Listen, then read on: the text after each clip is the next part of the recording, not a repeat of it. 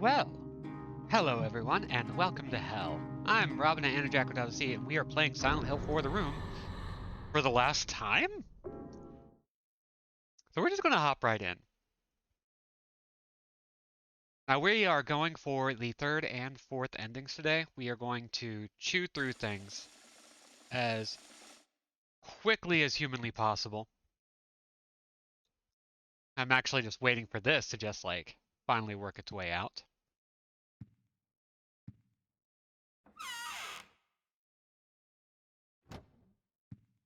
And hello, everybody. Including those who are lurking and those who will show up as the stream lags. Hopefully everybody's doing well today. I myself am doing so tired. I'm doing very tired, and I love it and I hate it, and it's going to be just fine. I wound up doing my best to try and get some good sleep last night. And I guess maybe I overindulged because, oh boy, I'm still sleepy, and I have been sleepy after 2 coffees. That's great.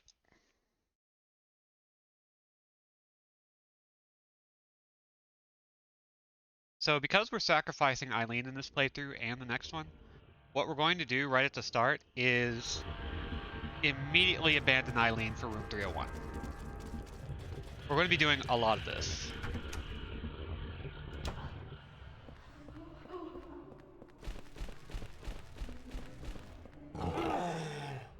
Rude. Okay, we're just going to take out this guy because he's being total jerk.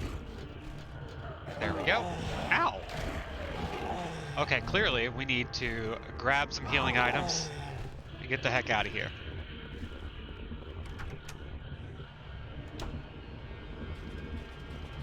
And we're moving on to room 202.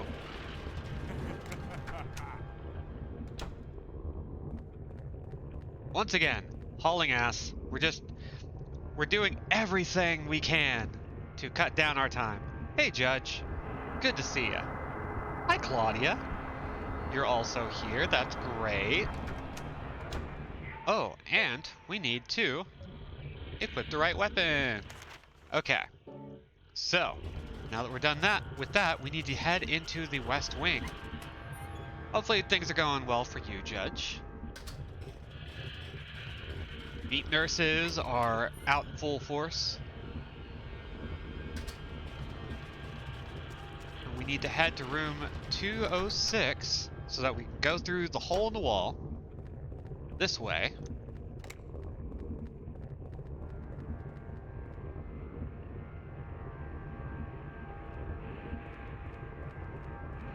I don't think this is going to be... No, we don't need the revolver. Screw that.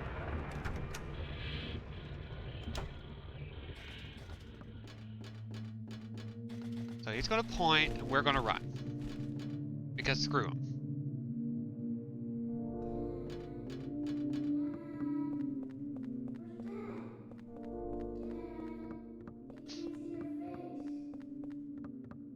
And then into the East Wing so that we can find all of the Walters. While we're doing all this, I've been slowly gearing up for a few things, including but not limited to, oh hi Necrobob, including but not limited to our Star Fox run a bit later. Tomorrow, in fact, most likely. Chance it won't be, but I hope it is. Got another twin victim, which I just keep calling twin baby faces. In my head, in my heart. Then we're done with that. Then we're going to room 102 while dodging baby faces. There's so much meat in this game. So much meat. I love it.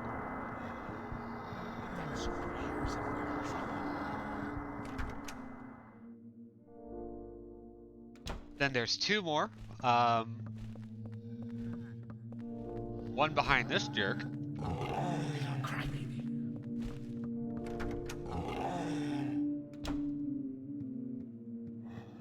one where I can't remember the exact location. Oh, right there. Hurry up. Get back. And that's all 6, so because we don't have Eileen with us, we can actually just head straight back to the lobby, and she should just show up there, if we're lucky, if everything worked out.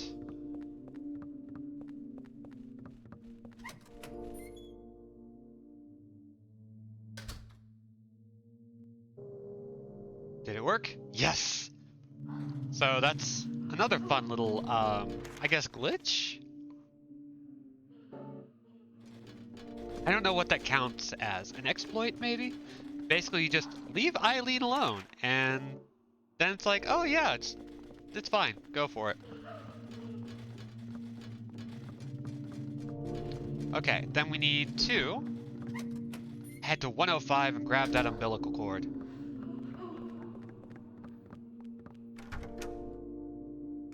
You gotta have the umbilical cord.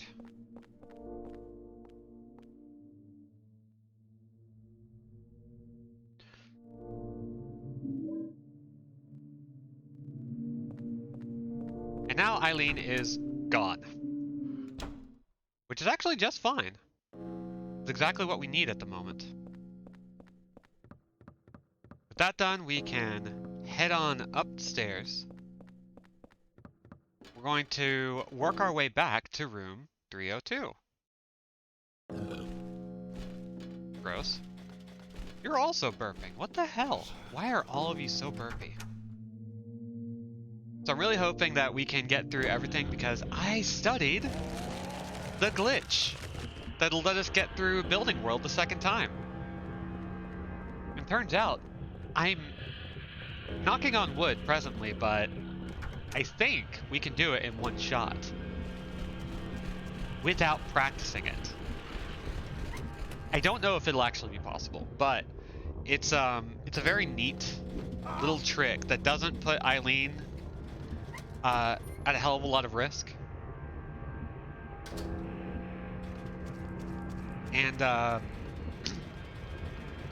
if we can properly pull it off, it'll mean we shave like 15-20 minutes off of our time, which is ideal.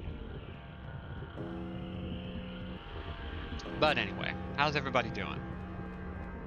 No, people are like coming in a little bit slowly today, which is totally cool. This is just one of those slow days for me where I'm just kind of barely functional, but I am functional.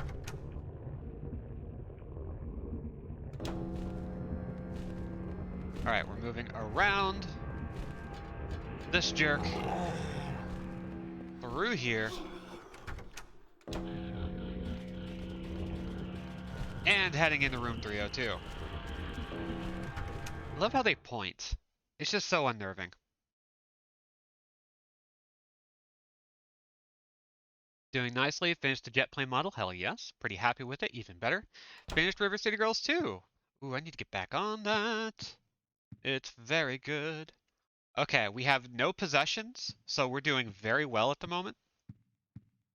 Let's check our inventory. We are good. I'm going to pick up a couple of healing items.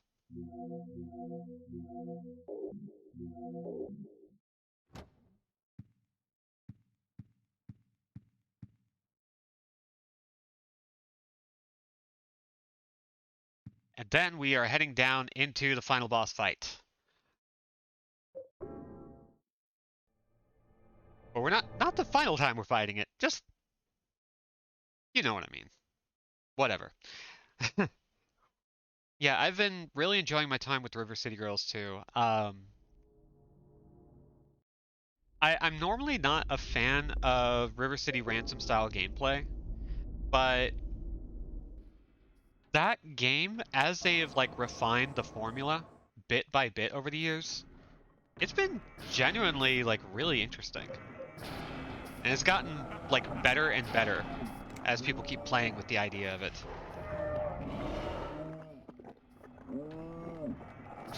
Okay, so what we're going to do is we're going to grab every spear. Hey Rose. Good to see ya. RCG has kind of ruined beat 'em ups for me a little. Yeah, it's like I've got Streets of Rage 4, I've got Shredder's Revenge.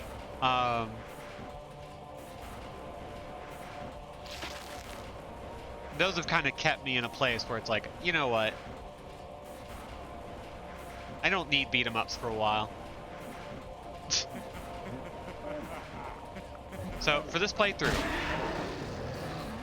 we are letting Eileen walk right into the ocean of blood.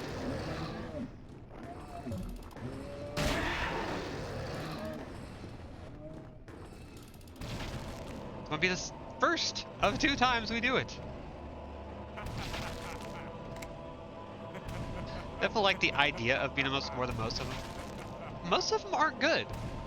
It's one of those genres that proliferated really hard in the mid to late 90s and have continued to like expand and get weird over the years. But it's also a genre where you gotta find your one, because they can be like the genre can be performed in a variety of ways that may not necessarily work for you half the time. Alright, with all the spears jabbed in, Walter is going to start looking normal. Into the soup with you, ma'am. Big issue with them for me is repetition, which is why RCG rules, because there's enough variety of combos and moves to allow for more fun and variation. Yeah, it has an upgrade system. It has a very drip feed reward system. I love experience systems in beat 'em ups. I think that's like genuinely a good idea. The bouncer, anyone? And sometimes like that system is enough for you to be like, oh yeah, this is like something to look forward to every time you play. Shredder's Revenge has something similar, like a very minimal leveling system where you do get new moves, but it's nothing too wild and crazy, you know? So I'm just gonna bop him. Out. Oof, okay. Just gonna have a little sippy.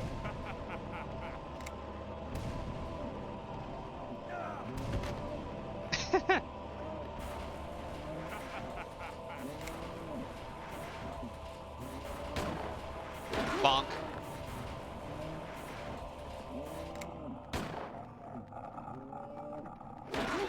We're not gonna hit him too much. We're just gonna kind of vibe out. I've been playing Crisis Core Reunion.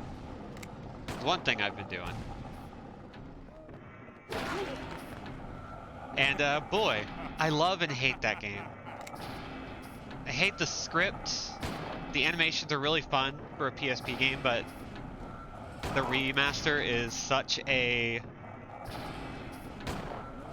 It looks too good. I think that's my big problem with the game, is that it looks so good that when it starts acting like a PSP game from the era in which a lot of Square Enix titles had this sort of Kingdom Hearts vibe to it, really shines a light on things.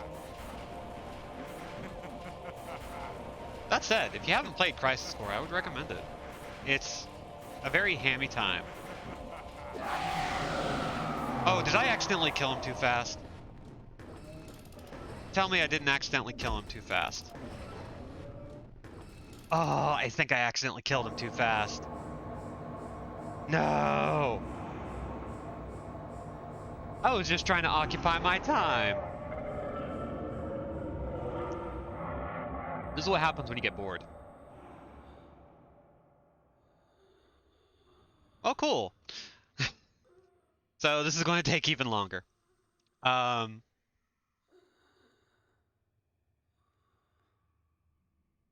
So let's go ahead and reset. Yeah, he just kind of died a little too quick for us, which kind of blows.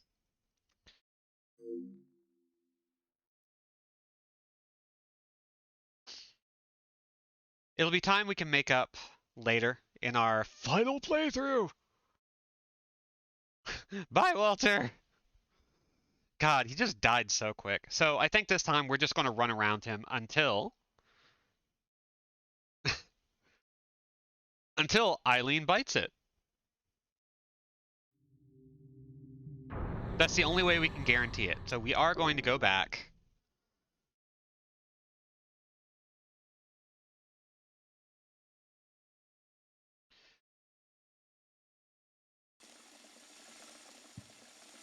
Our last haunting is going to finish off there. And we're going to use the Pick of Hope.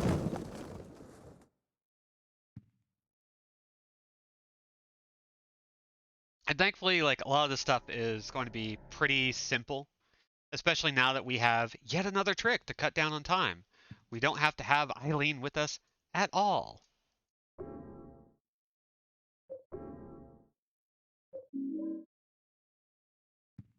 Then we head on.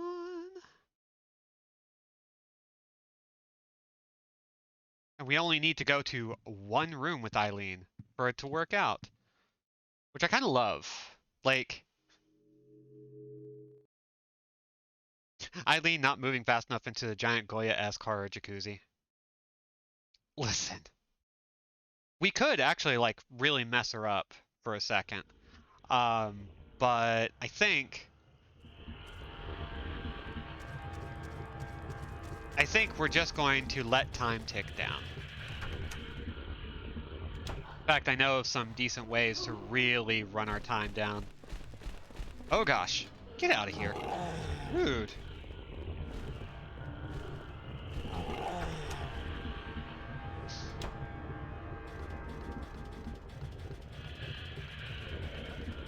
Then we're moving into 202. Into the hallway.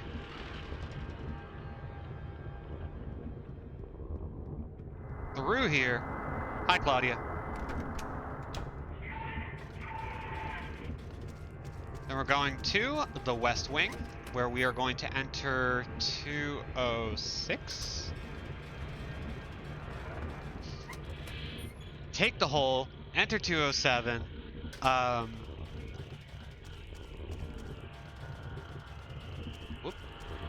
Go down the stairs, head into the lobby to pick Eileen up.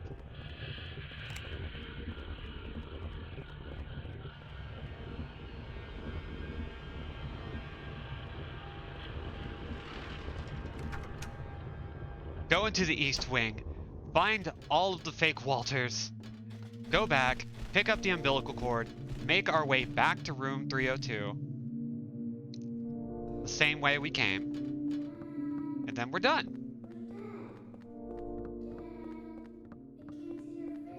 Hi, Jack. How are you, Jack? Are you doing good? Are you behaving? No? That's fine. You're a cat. Make our way back to room 302, have a pint, and wait for all this to blow off.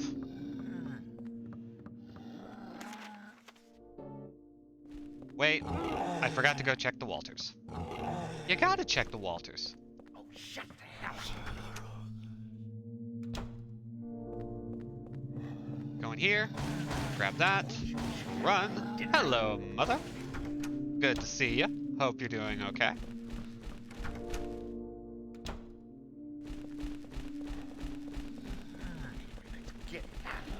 Grab that. Avoid Mr. Big Man. Yeah! Risk of Rain is getting a remake, actually. Which is what's really surprising to me. And they're mostly remaking it because apparently it's a little too difficult to just port it anywhere. Just because, like you mentioned, the way it works is a little bit fussy.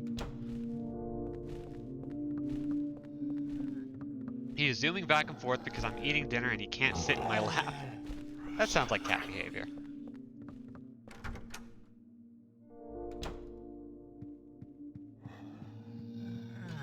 Hurry up. And there we go. And that should be everything.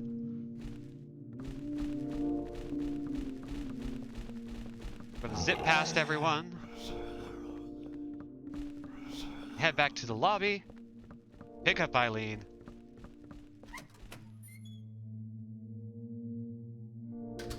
Cutscene. And skipped. Jack is just trying to imitate my speed running. That's all. Just gotta go fast. Right. Gotta go left, not right. Eileen goes away.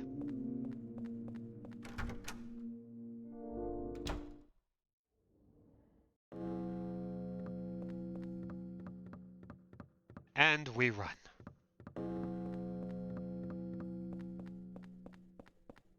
This has been a very interesting game to speedrun. Like, not speedrun, but definitely an interesting game to, like, get my time down on. Because it's really kind of fascinating how the game gets broken down into really digestible parts.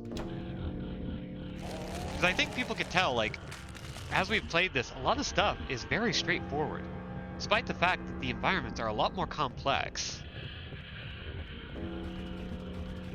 It's very neat.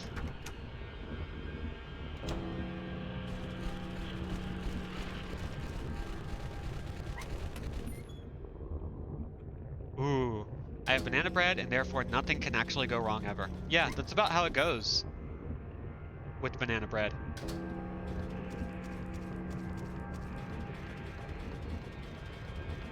Okay. So as a reminder to self, once we hit that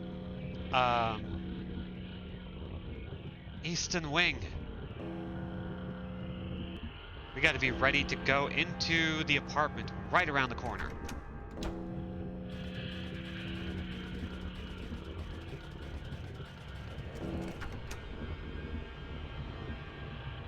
Holding down right because we will be zooming past this guy. We'll probably run into a twin victim at the top of the stairs. Oh, he's not going to bother us.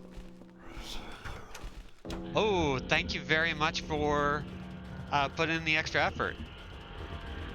You don't have to do that, but I always appreciate it. But we are going to... I'm going to do my best to make sure we get time as low as possible tonight.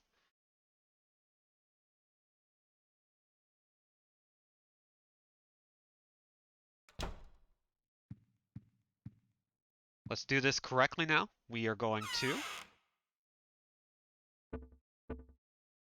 grab 2 healing items. We don't even need the gun, honestly, if I'm being completely and totally upfront. Even though the VODs are available for 60 whole days after initial broadcast, absolutely free. That is correct. Thank you for mentioning this thing that, you know, maybe it has gone unnoticed by people.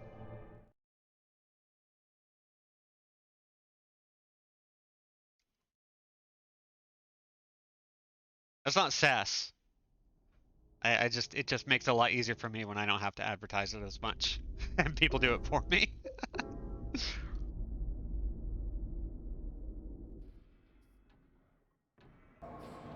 Okay. What have we learned? Take our time.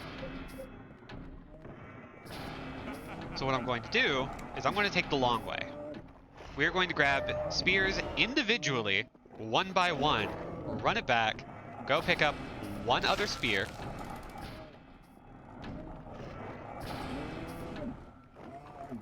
because that's a lot more fun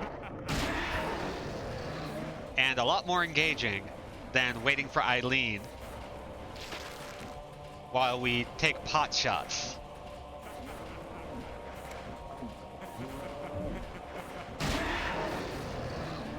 So even if I faceplant and fail, as I have before, I know that they're waiting for me in a convenient format for my busy lifestyle and desirable demographic. It is true. And the people who use VODs to catch up with the streams, especially with the various assortments in the video section, complete with thumbnails to make it nice and easy to tell where you left off, you would be very sexy, handsome, and cool for doing so.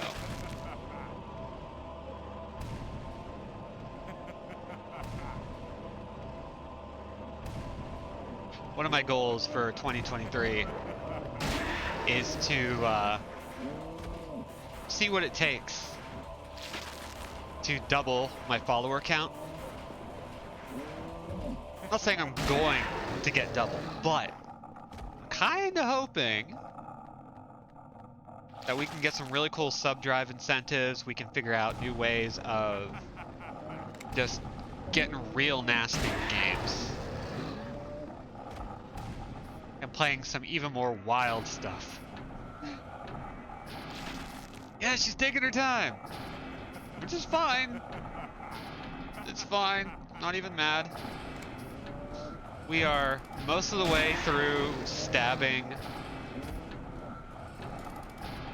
Walter's mom, I guess?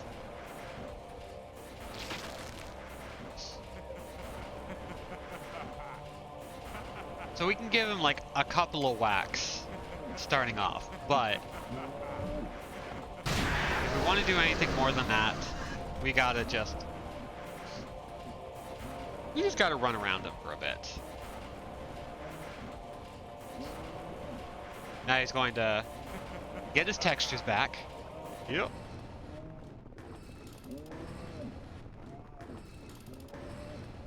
Oh yeah, the Slow RPG is out. Super Lesbian Animal RPG is now available on Steam. It's actually on sale for $8.99 USD, so if you want a game that does exactly what it says on the tin, consider Super Lesbian Animal RPG. So Walter is, honestly, a nice little dance partner right now.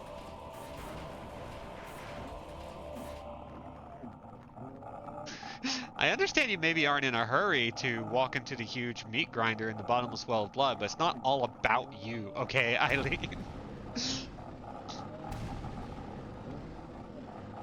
Yeah, Rose, this game has gotten better the more I've played it.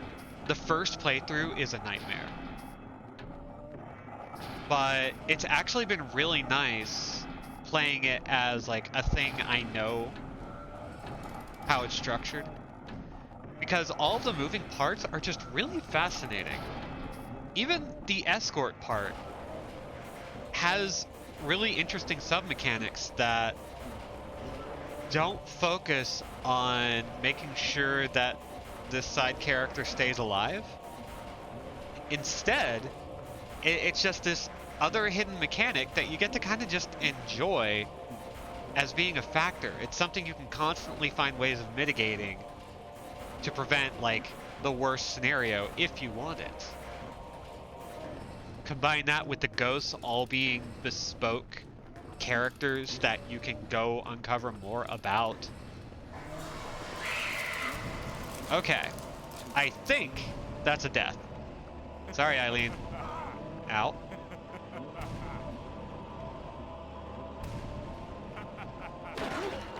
God, that is such a sound, though. Ouch. I'm gonna not do that.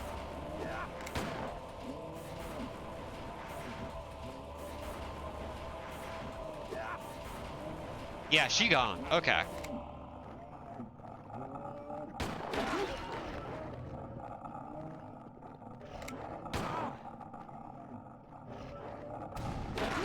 Good thing about having him up against the wall is that it's really hard for him to actually deal with us.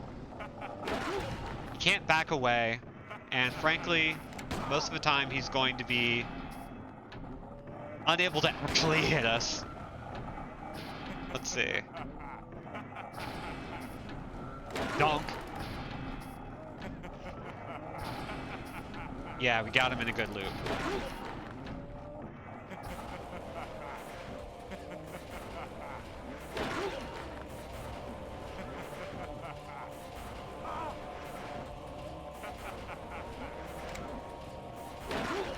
Come on, almost there.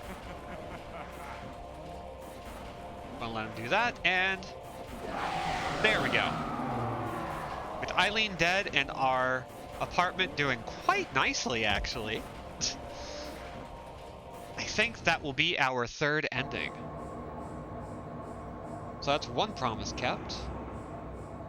Took us a little longer, but... Ooh, yes.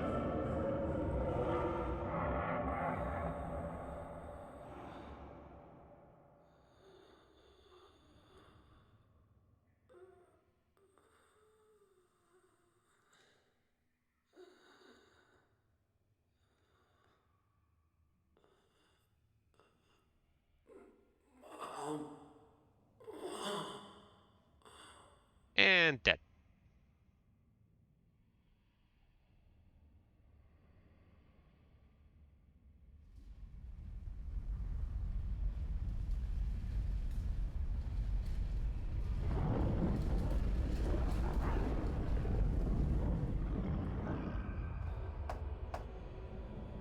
Mom! Mom! Let me in! Mom!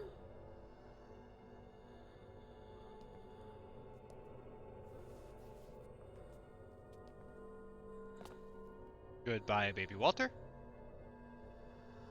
And rated M for mature. I made that joke last time. It's a good joke.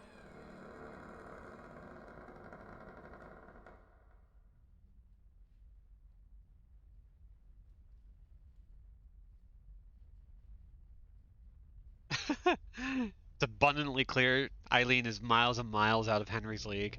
Yeah, we never tried to like humanize or build Henry up as anything more than he is. Just kind of a simple loser, and not in a bad loser way. Just in And a now the news. doesn't have a lot going Yesterday on. in Ashfield and the woods near Silent Hill, the bodies of 5 men and women were discovered. The police reported that all the murders appeared to be the work of the same perpetrator. They are continuing their investigation. 4 of the victims were found dead at the scene, and the 5th victim, a Miss Eileen Galvin, was transported to St. Jerome's Hospital, where she died a short time later. Police say that Miss Galvin's injuries matched exactly those of the other victims. Eileen.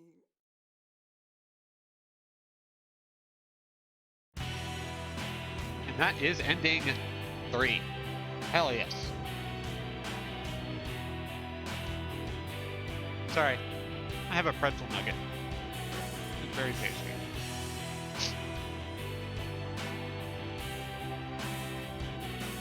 So that is a mostly clean run.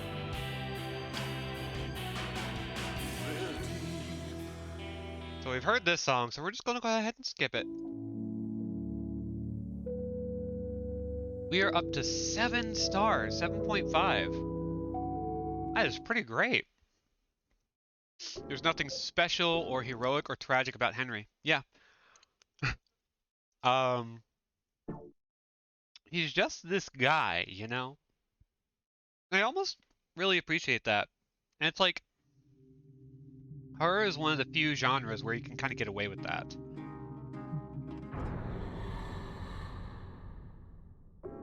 Okay, 146. Now, let's do this. I'm going to try my best to make this the cleanest run we can. We are going to try and haul, so there might be times where I'm hyper-focused and doing my best.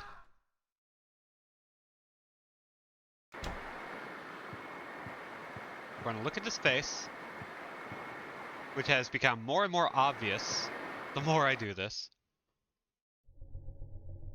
And then we get the actual intro. He's just a dude in the wrong apartment who appears to also be raw dogging some manner of anxiety or difficulty connecting to others, but he's still doing his best. Yeah, you have to remember that we have happened upon him a few days after he realizes he's been locked in, so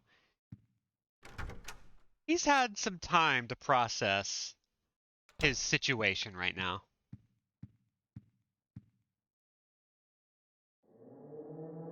Also, with PT kind of behind us from last year, I love that the room it feels like a good template for what made PT what it is. I didn't have to do that, but I love the claustrophobia involved.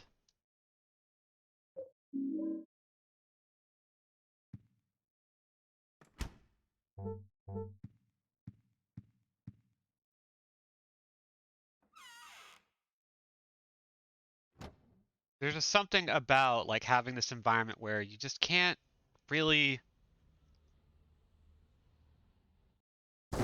you don't have a lot of space to move. You don't have a lot of space to feel. You're just kind of stuck and trapped, and the whole game is literally just about figuring out how the hell to actually get out of here.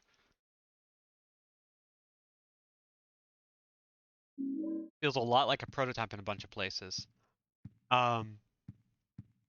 Yeah, it's very good in that regard. Okay, so now we are going to grab the steel pipe, and we are going to enter hole. Love to enter hole.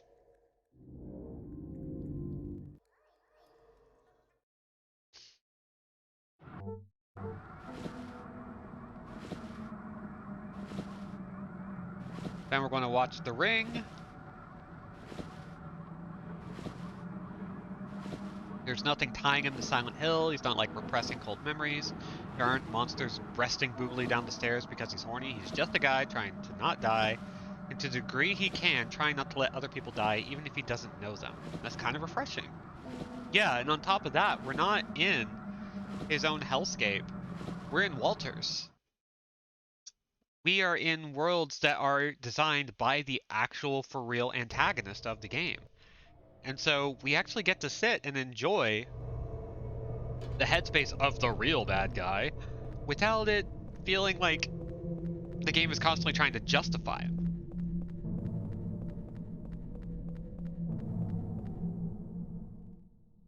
And yeah, I think Judge, that's kind of the big issue with these kinds of heroes. But I think in the context of this game, just being a guy makes the overall context of the story more interesting.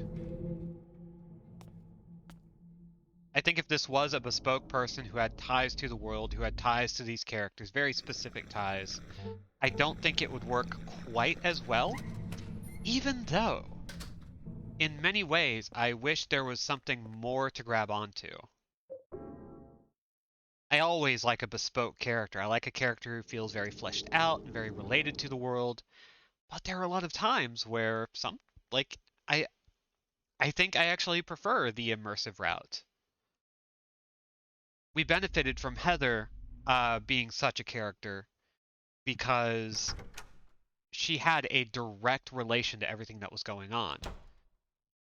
It wouldn't have made sense to make her an everyman kind of character.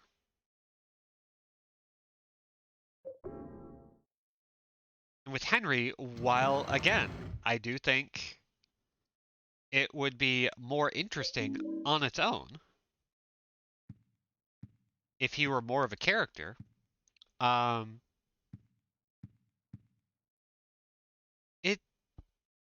game as a total experience doesn't require it, and there is a chance that making him more interesting might take away from the experience. And that's a weird feeling. As somebody who has very specific tastes, who wants to have more to grab onto, Hurry! Save me! I just think it If you need a works. token, there's one here.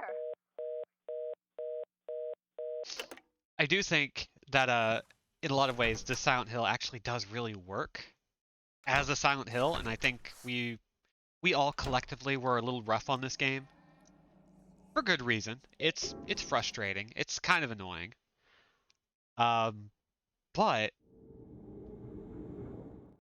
as I've mentioned before, this game starts to take shape on the second playthrough when you know how it functions and you start delving deeper into it. And it's weird that it does that. It's great. Like, there's a lot of great design in this. Maybe not necessarily arranged in the best way, maybe not the best kind of experience for even just Silent Hill fans in general. Oh geez, okay. The controls decided to be weird. Here we go.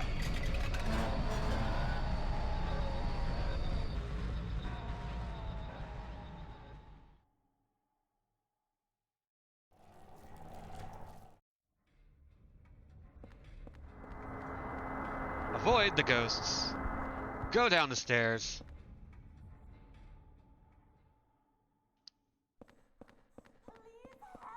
Say hi to Claudia.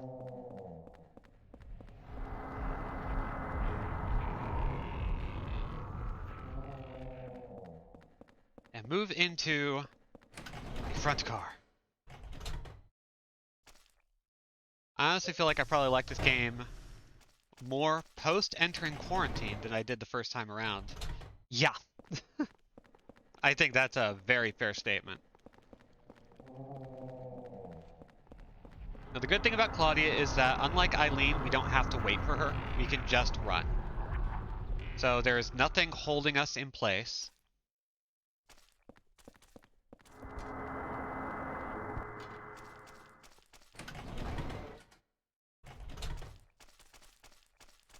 I want to keep moving.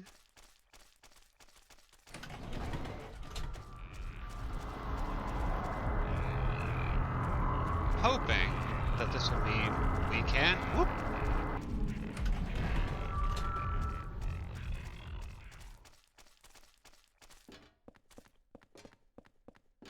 Did I suss this out correctly? Did we do it?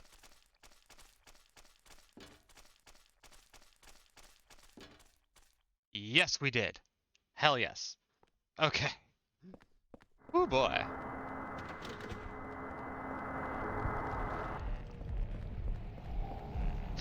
This game is Big Head. Unexplained and uncommented on. Creepiest thing in the Silent Hill game, to be honest. Yeah, I love Big Head. Big Head is so good.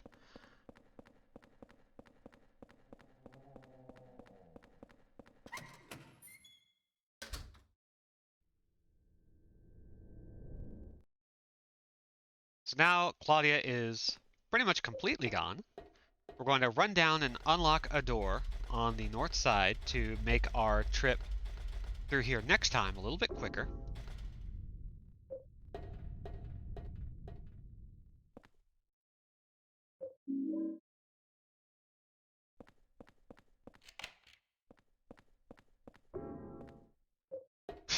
Man, we were so mean to Silent Hill 4 the room.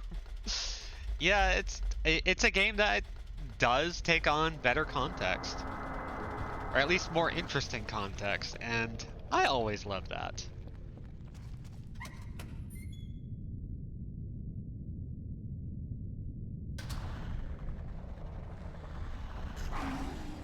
Alright, and now... I found the exit. Come to the turnstile. Henry, I found the exit. Come to the turnstile. Going to keep running away from the Licky Dog. Let's grab this.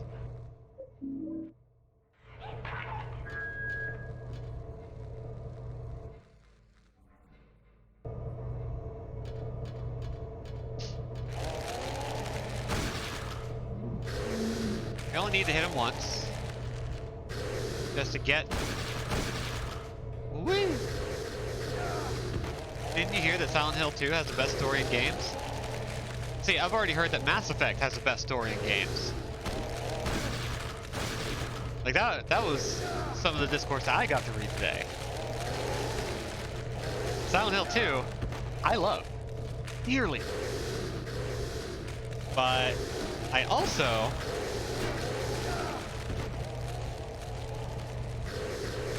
really love Silent Hill 3, and I love Silent Hill 1, and starting to really love this one too. Like, it just keeps getting good. I love it. And one day we'll play the bad Silent Hills, and that's going to be terrible. Wait, I thought Final Fantasy VII had the best story forever in games. It does. And anyone who disagrees is a fool. I say, not giving two shits. Silent Hill 2 was in another Discord over the best story discourse. Oh boy, yeah. Best story in games is always like a weird thing because I I disagree with most attempts at asserting that.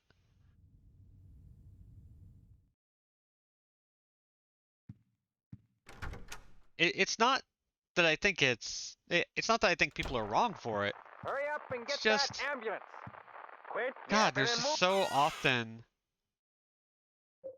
this feeling of like I don't need to hear this opinion from you because it's usually almost always just a personal preference. This game hit me at the right point in time. And that shaped my experience. Like, I'll put it this way.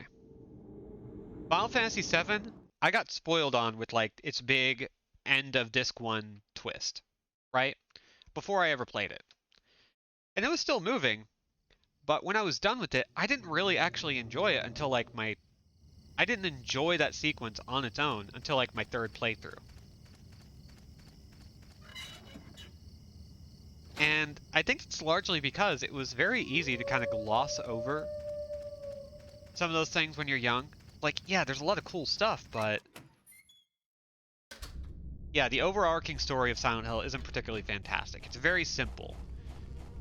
And like, it's not really the story that matters in Silent Hill. Like, I think that's the even funnier thing is that even the people writing the Silent Hill games would tell you it's not about the story, it's about the characters. And when you focus on just the plot, the narrative, it doesn't matter. It just does not.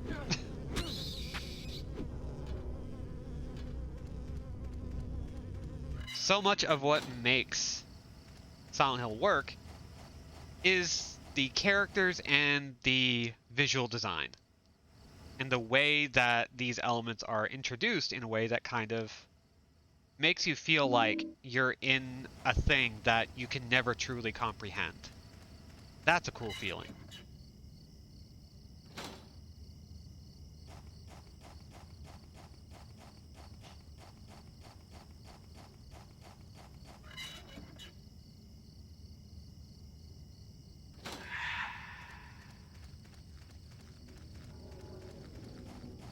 There's the big trap.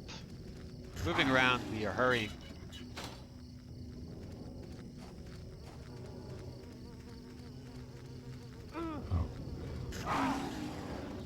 Like watching Devotion will be something of a brain junked daddy's girl with a social butterfly mom. Ooh, I gotta play Devotion.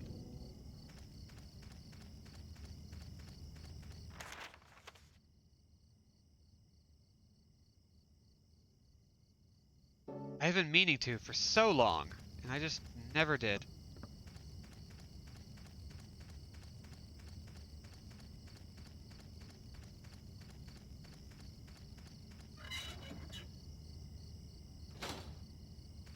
Yeah, they're character-driven stories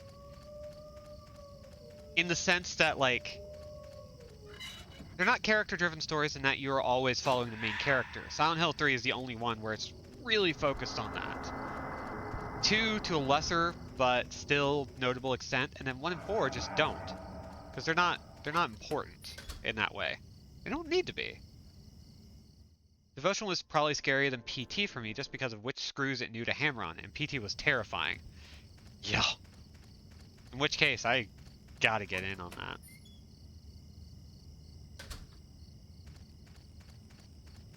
It's been real nice going back to FF8 and realizing I understood a lot of it because the age demographic was so close. I just couldn't comprehend how well I understood it. Yeah, that's the trick that 8 pulls. Is that it's intensely relatable and just gets more relatable the more you understand about yourself. They didn't have to do that.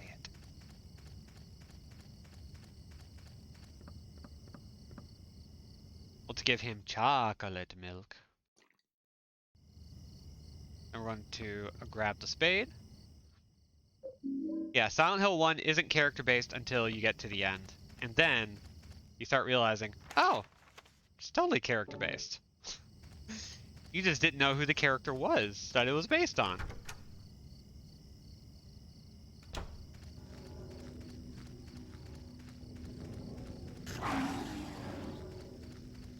It's like when you read horror manga and find that thing you didn't know you were afraid of until this minute.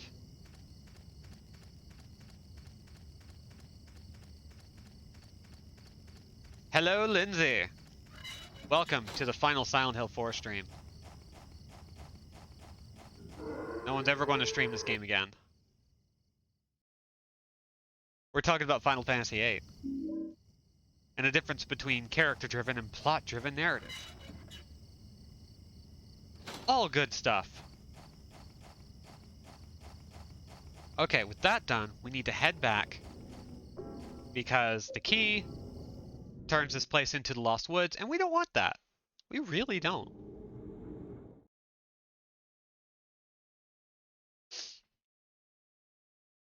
As some of you might know, we flubbed the beginning of the stream with a reset because Walter died too quick. Walter died before Eileen. But we did get that third ending. Hello, Sabrina. Hopefully you are being a good baby. Gotta exit the hole. You can't stay in the hole all the time. You gotta work the perimeter. Let's see. Pop this in there.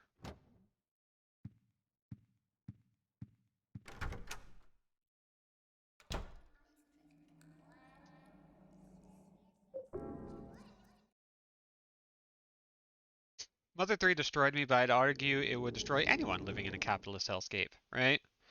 I started working on Earthbound Beginnings, Mother 1, and like I've beaten the game before, but it's been a while, so I don't really remember a lot of details about it. And those games just there's something about when Japanese developers and writers do these weird takes on Americana. Just, I can't name a time where it hasn't worked a little in some way. Like some of the best Japanese games that come out, or at least the most notable and most interesting, some of the biggest cult classics, just kind of take on these sort of vaguely Lynchian Twin Peaks-ass referencings to make these absurd and strange and delightful worlds that are kind of incomprehensible, and you just enjoy being there.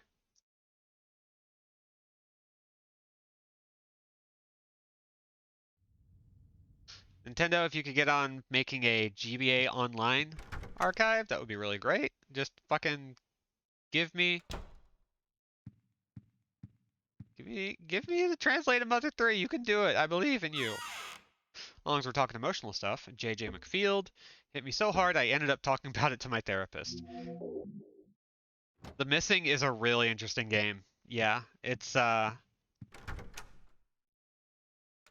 that one is like legitimately, I would probably say Swery 65's best designed game. The narrative is kind of ripped off from like a Lost Phone game, but honestly, it just kind of works. It's hard to explain. It's just so damn good.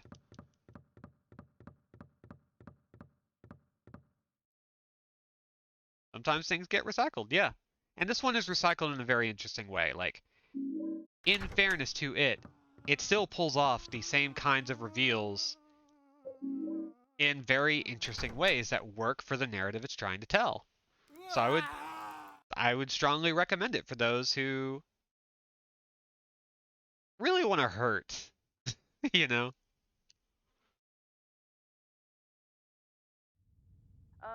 Okay, so that's Forest World.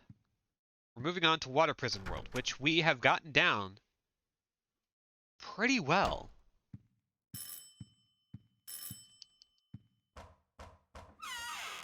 Don't actually need to go answer the door. We can move on, which we're going to do.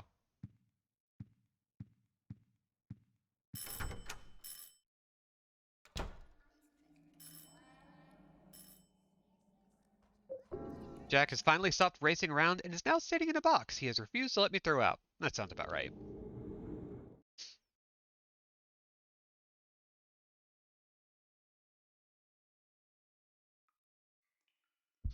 Okay, so we need to grab a memo.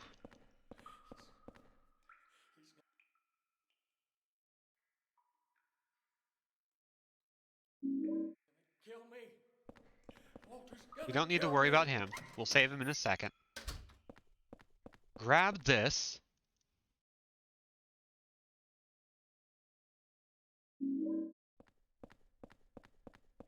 Enter this door. And then we're going down a bunch of ladders.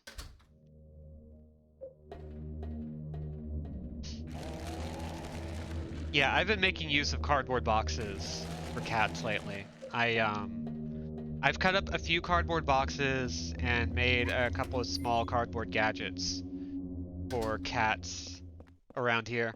And they've worked out pretty well. I think I even made like a little fort combined with some cat tunnels. And I gotta tell you, that's a lot of fun.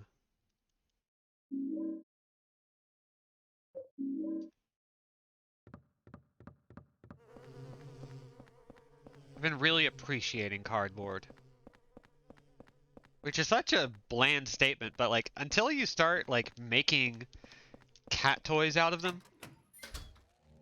Like I've got this box for Marnie that I cut off all but one of the little wings on the top, scored it, and made it so that there is some overhanging. Oh, that's a really good cat in a box. Yes. Just like this little hanging thing, so that Marnie can chew all she wants on some free-range cardboard.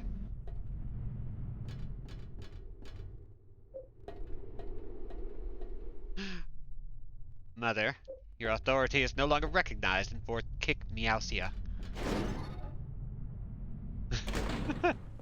It's such a good fit. Cats are so good.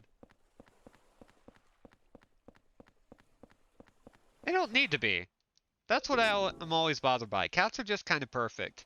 Once you know how they work and once you know what the expectations are, cats are just a flawless creature.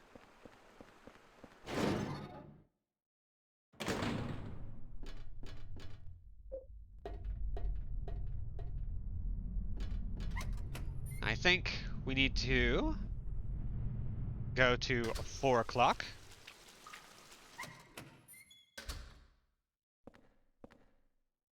No, this is like 5 o'clock, 5:30. This is 4 o'clock.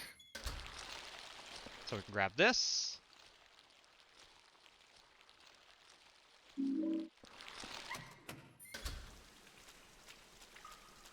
And then we move 4 doors over to here. Yes. And we jump all the way down. His feet have little hearts on the bottom. Oh my god, that's so good. You're going to have, like, I'm not going to tell anyone to post feet unless it's cats. Cats, it's different.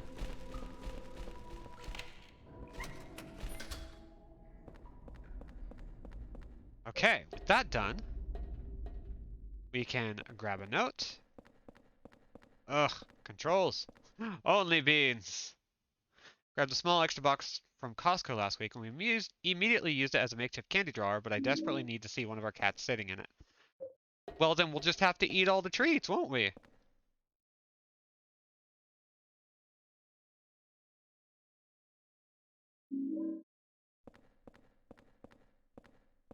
Okay.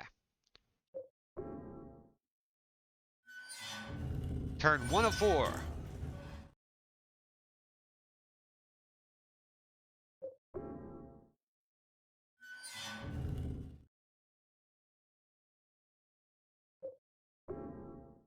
Here's 3. I still credit this room with giving me the courage and advice required to adopt this boy. I am so glad. That's 4 turns. Like, I always want people to give a shot, like, give adopting animals a shot, especially if they really feel like they want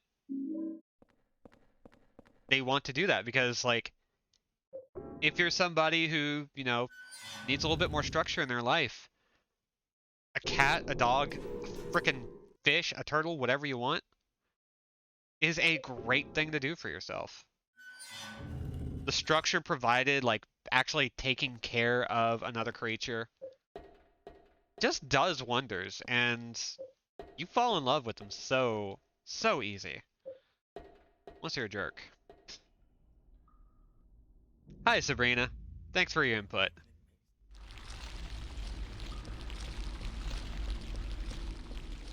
Okay, so now that we're done with that, we need to head back out. We need to go all the way up.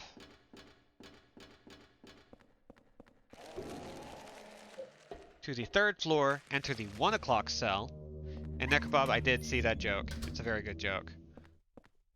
Just want you to know, I saw the 859.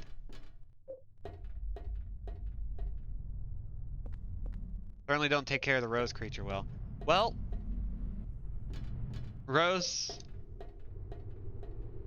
that damn well better change. Oh, thank you for more cat pictures. Oh, and he's got those little hooked feet. That's my favorite part. That particular vibe, like, Marnie has feet like that. They just weirdly hook. They're, like, prehensile. It's so good.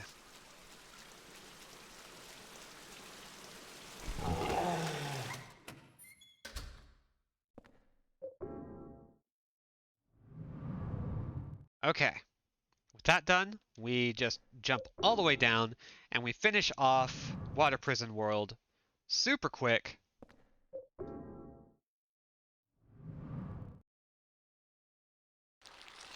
Take this left.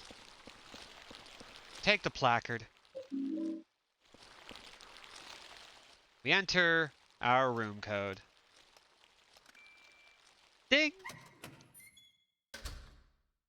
As I keep mentioning, this game just really takes off once you know how everything works. It's like genuinely fun to navigate at high speed. It's almost like they intended for you to do that. Weird. So we're gonna run into here real quick.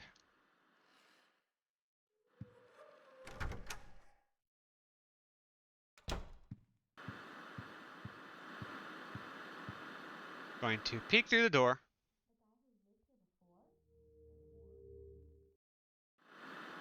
Rolling around at the speed of fear. Got places to go, got to enter the hole.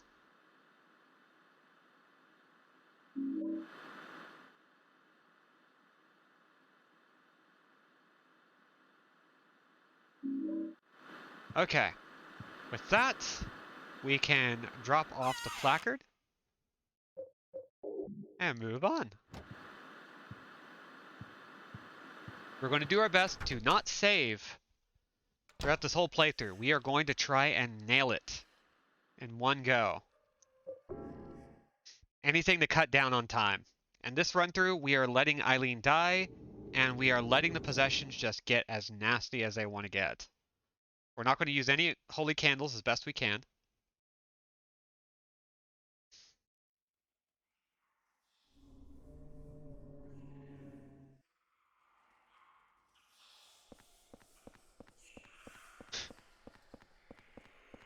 Just keep on moving ahead.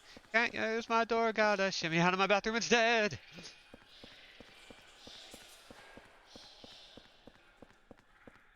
Trust in me, what you can't see.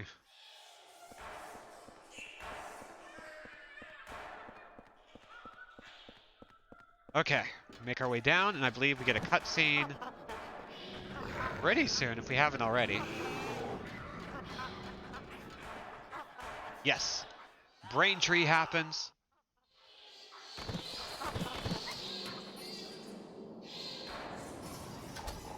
Oh, all the good noises.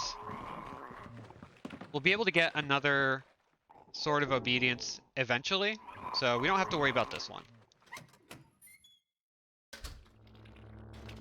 Now we're going to go down the stairwell.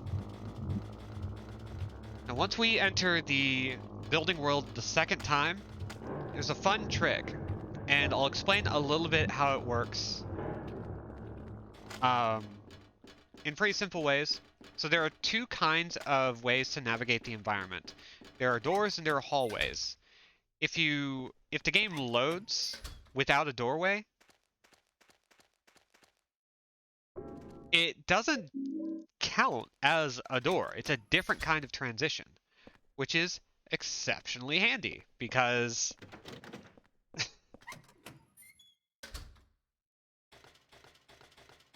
the trick that we're going to be pulling involves leaving Eileen in a place that is connected to another area that is bridged not by a door, but by a hallway.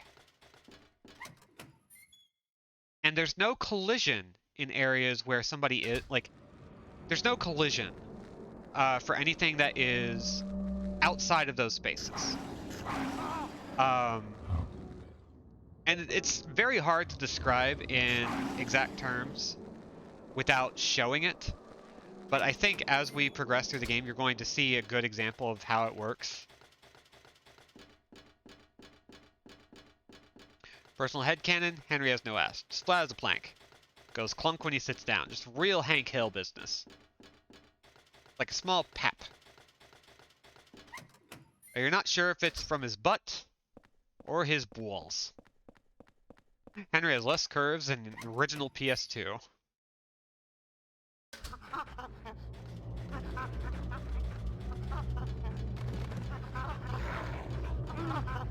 Okay, Gumhead.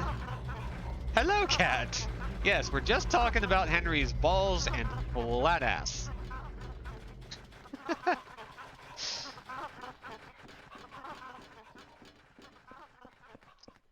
Okay, we're doing well.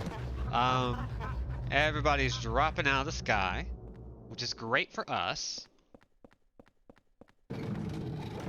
Convex cheeks.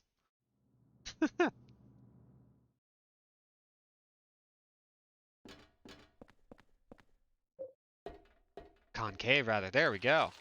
Scroll up, there's cat pictures. Yes, there are. Gotta know 'em.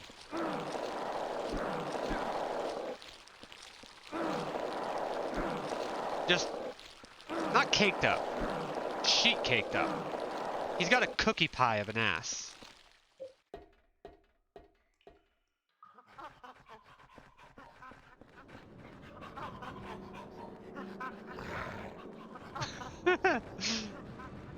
Typical cat behavior. Very good. And this should lead to another stairwell. To be fair, I can't think of anyone in the series with a dumpy or even a Tonka.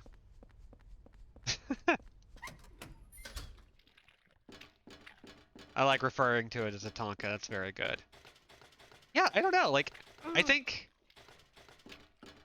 Claudia and Maria, maybe.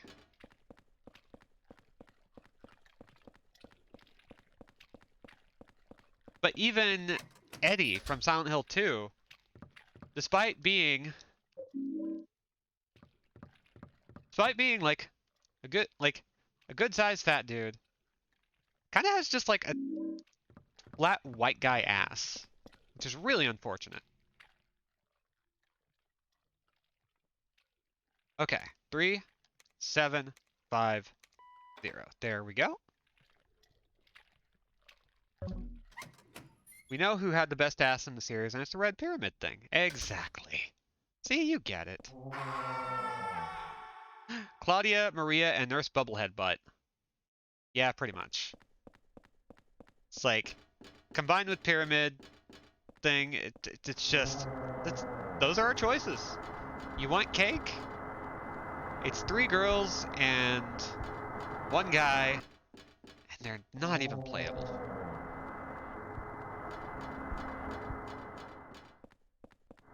Unless we play Silent Hill Homecoming, in which case, technically... Yeah, everything I hear about the new Hellraiser is, it should have been hornier.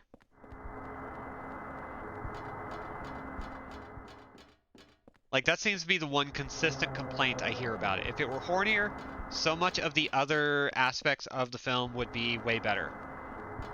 But is otherwise, like... It's like, it should be way better, it should be hornier. It's also the best Hellraiser since Hellraiser 2. It's like... Man, what a weird, like, needle to thread.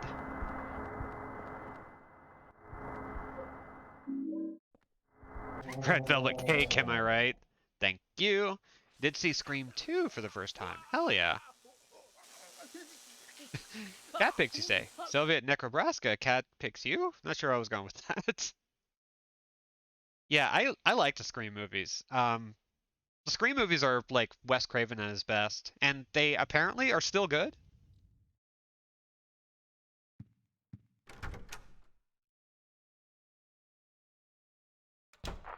Looks like another one, Captain. Just a minute. Got You figured out the hook? Go for it. If I stand aside. 2-1 on his head. It's just like that case from 10 years ago. Needed more juice. Yeah. Yeah, that Walter Sullivan case. Give us a wet Hellraiser.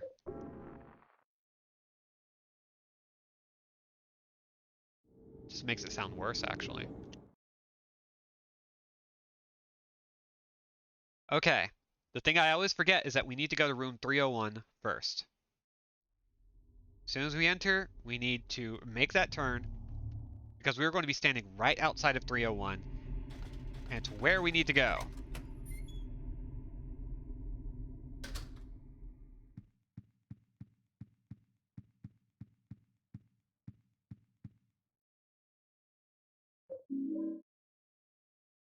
Then we've got the diary.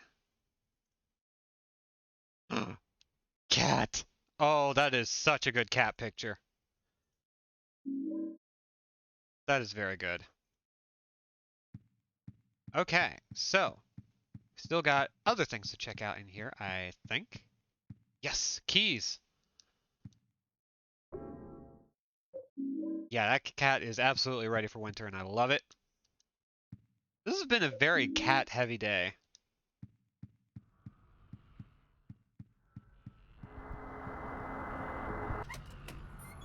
Okay, with that done, we can drop this off.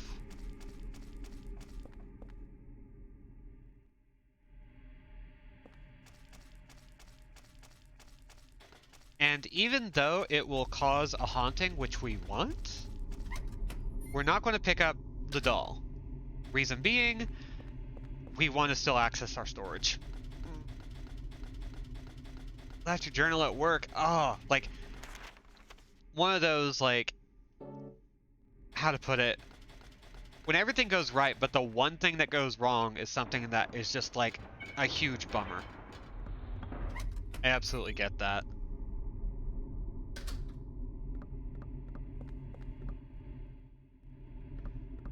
Okay, let's get in here.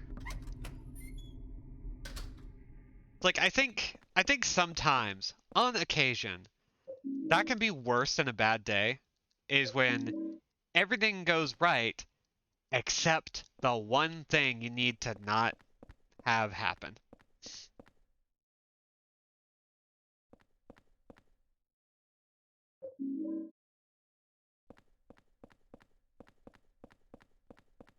Okay, I don't think we need to be here. But I do think there's a... Yes, there's a diary here. So we're going to grab that.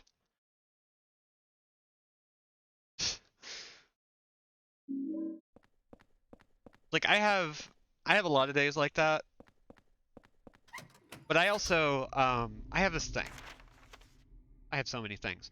But I have this specific thing that sometimes just really messes with me, where that one thing is usually like something in my control and I just kind of mess it up, and it just sucks to experience. Especially when you're somebody with anxiety and you're like, no, I just need things to work out. I need things to like just kind of chill.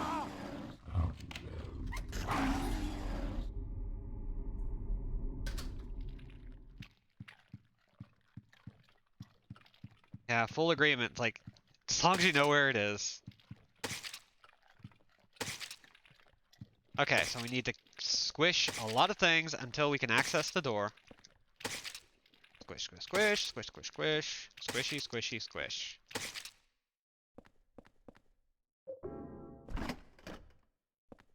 We're going to reference a dead animal.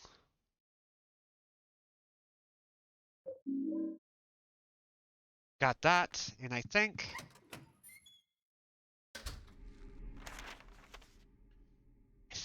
now we are going to be heading.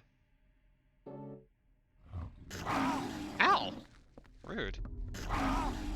Again? Ow. These guys move so fast and it's so annoying. Okay. I believe we can get another memo in room 203.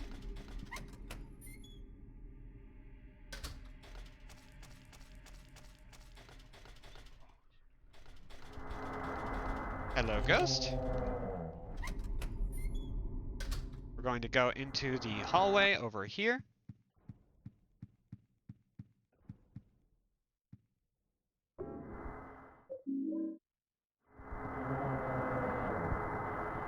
That'll help guarantee we get all the memos so that we can get a nice, juicy rating at the end. Nope, not that way. We are heading to room 302 to drop off all of these torn papers. I think the last couple of playthroughs I kept missing like this one from room 203 just because I was just like, no, I don't need it. But now we got it.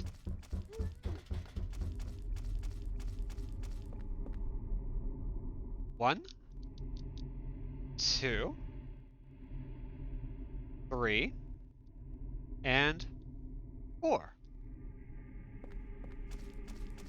Now we can head over to 301, enter the portal, and grab a whole bunch of stuff. I hate that there's a ghost in a portal room. That feels unfair. It doesn't happen very often. It's like, I think Resident Evil does it right with like safe rooms that are legitimately safe. Nothing goes in there.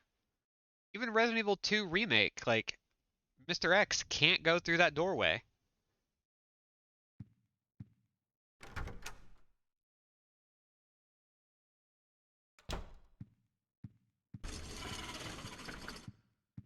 Alright, so we're grabbing all these.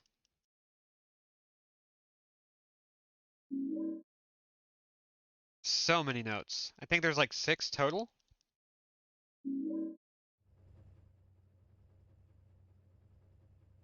We're about to hit the second half of the game, which, honestly, we're doing pretty good time.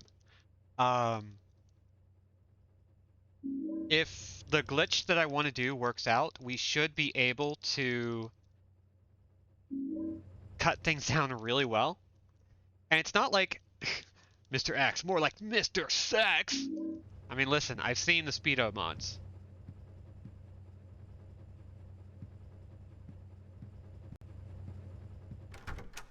There are some sexy mods for that game.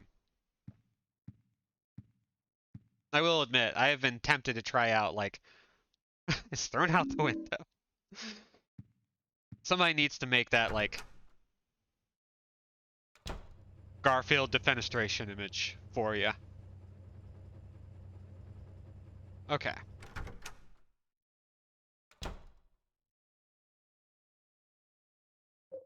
Just like capture the style perfectly of just Lindsay being tossed out upside down. X gonna give it to ya. Oh yeah, yeah.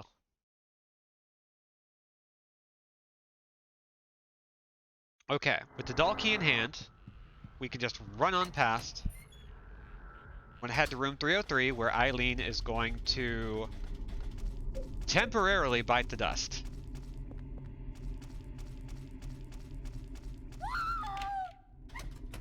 I love me a stalker enemy in a Resident Evil. They're so fun! And they stress me the hell out. All the time. So good. Okay, so this upcoming bit is going to be... Yeah, Mr. X is the worst. I actually am more scared of Mr. X than Nemesis or Lady D. Like, Lady Dimitrescu, I can work with. And it helps that, like, I just kind of want to stare at her for a while. Mr. X is just straight up imposing to me. Resident Evil 2 Remake is so hard for me to play because he just stresses me the hell out. My brain just shuts off and I go into a panic every time I play it. Okay, with that done, and we actually have all the bullets that we're going to end up using for this playthrough, which is kind of funny. There are 2 segments where I'm going to be using bullets. That is the meat nurses in the hospital, which we're about to do, once we get Eileen, and the big twin victim setup.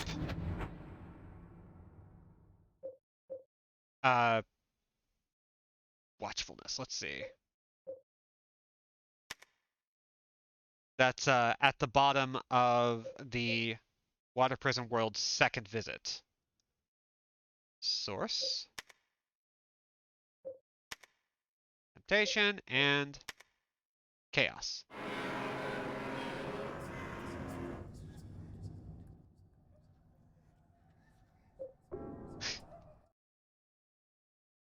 I don't like any game where there's something I can't kill. Don't like it. Listen, I get it. It's Soma and Amnesia are hard for me to play for the same reason.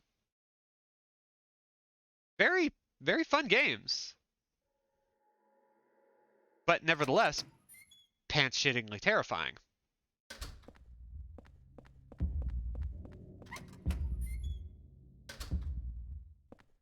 Alright, so we're going to grab this memo.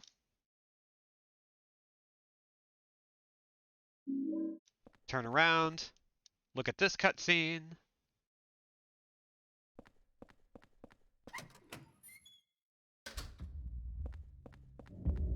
Look at this cutscene, and then we're going to go upstairs into the random room generator where we need to find Eileen. Second, and then find the hospital room key first.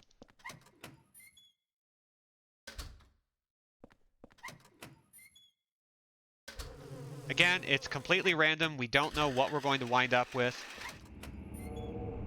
We could find stuff right away, or oh, you know what? This is actually going to be handy. So we'll take that.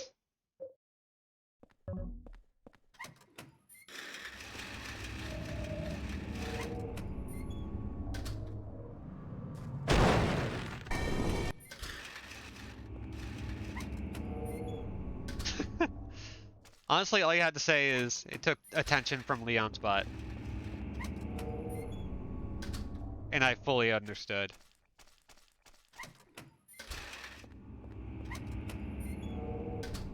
Come on. Nope, not yet. Me, moving ladders. Maybe if he sees I am busy, he will wait.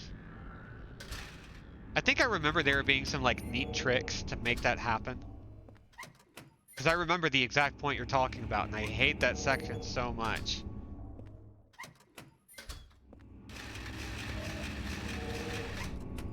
There's Haunted Ground, the game built entirely around getting chased around. And it's great. Well, it's pretty good. I don't... Oh, wait. Gotta give her a little kiss. Mwah. Love you. Okay, so that was bad luck.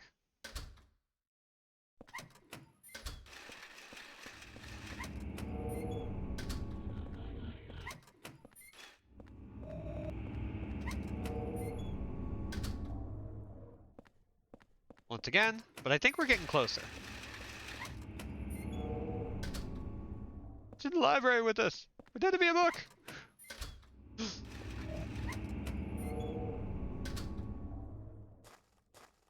There we go. That's the key we need. Come on, give it to me. Thank you.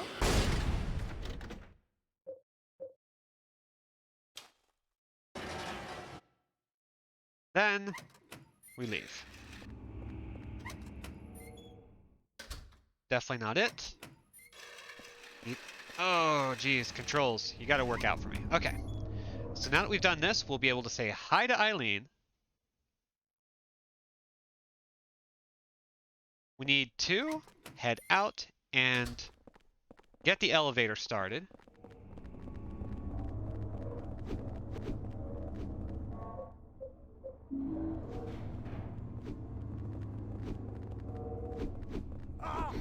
Ouch. Ouch. There we go. Then we are going to head into the second door on our right. Come on, Eileen. There you go. Even though there are meat nurses hanging around, being jerks.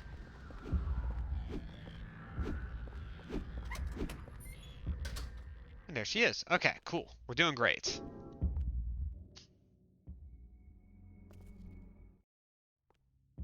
So about this point is when the room starts getting possessed. Love when you walk past all the creepy shit in the halls, like, guess it's Tuesday in Silent Hill. I mean, yeah. By this point, we have seen so much weird shit that it's just like, you know what? Good to see you again. Hope you're doing well. How's the kids? How's the wife? What else can you do?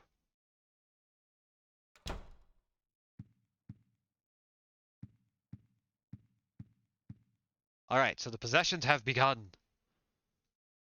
And as... By the way, hi Ali, I hope you're doing well. So we've got the small key, which we need.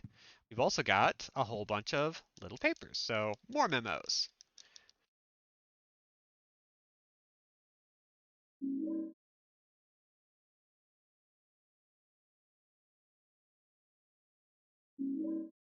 Hi Eileen, come with me so I can walk you into a soggy Cuisinart and unlock some slutty outfits for you and a lady I met in the subway station. That is something you can do. And I love it. Let's see. So I think we're good. Now we can just hop into washroom again. Once again, we have not saved. I cannot stress this enough. We're not going to save. We're going to make it through this.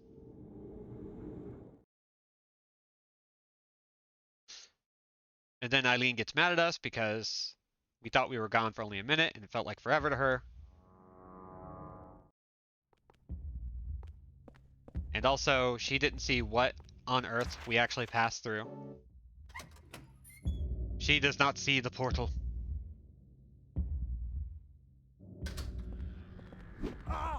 We're going to once again just run past all these guys. We're going to leave Eileen's purse there because screw it, she doesn't need it where we're going.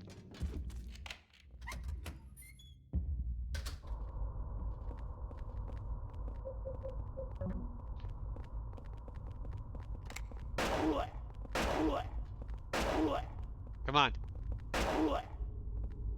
Burpees. Yes.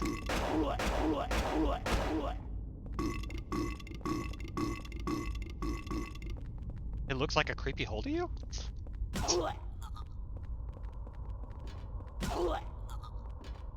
Alright, and now we get to begin our descent.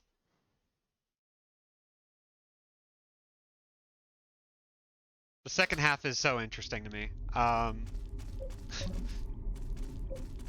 Wait, let's refill our bullets and then go. We still got a couple of areas to go before we get like the really nice stuff. Like, I want to be able to perform this glitch that's coming up. I don't know if I can pull it off, but I feel like it's easy enough to do that we can definitely do it.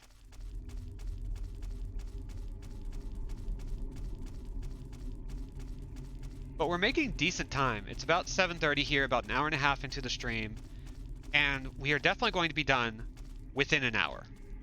I feel like. I feel like that's safe. That's a safe bet.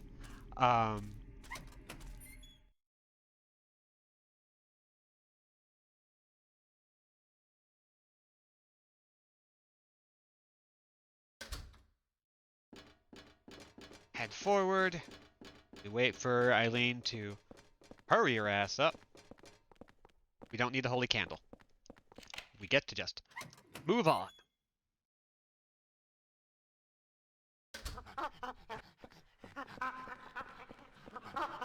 Hello, Gumhead.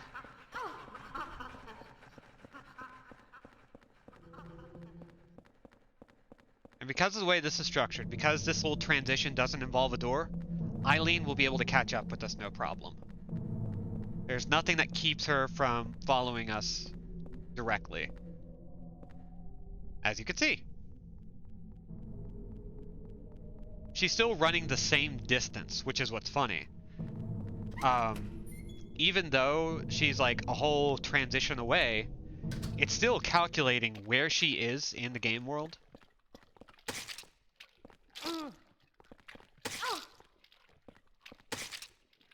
I wonder if Joseph is still alive. Come on, let me through. There we go. And that little tidbit about the way the rooms work in comparison to each other is the key to the glitch that we're going to be dealing with.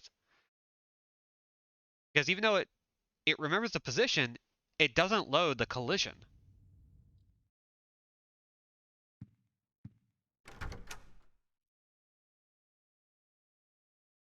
So we're going to make use of that fact to basically have her phase through a fence and just catch up with us after the fact.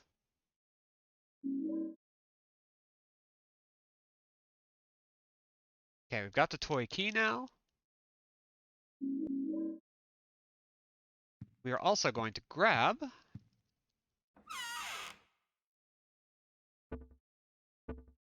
the Lynch Street coins. Nope, not going that way.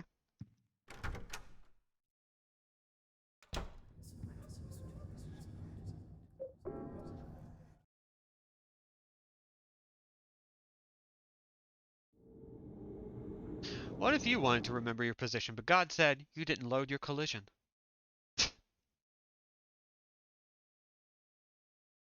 Just made Leonard Cohen references last stream, and I feel like that's... If Leonard Cohen were still with us, and also he were a game designer.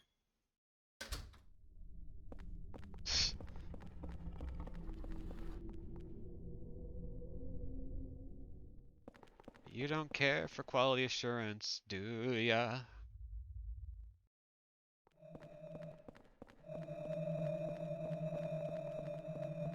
Then there's Claudia, who's looking just so great.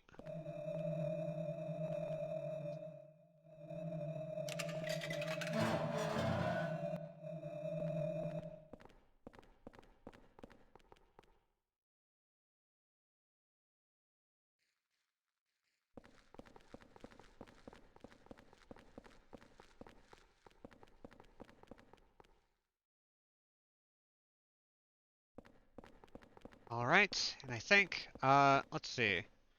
Done this, and now I think we're going south? Yes. Or no.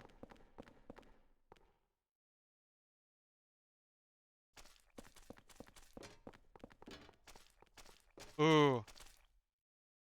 Oh, but oatmeal's so good. All right, we got the filthy coin. Now we can go back the way we came.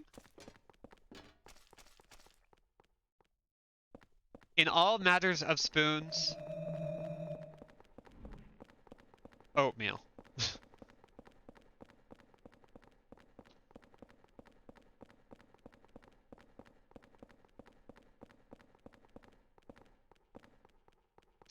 Oat meat.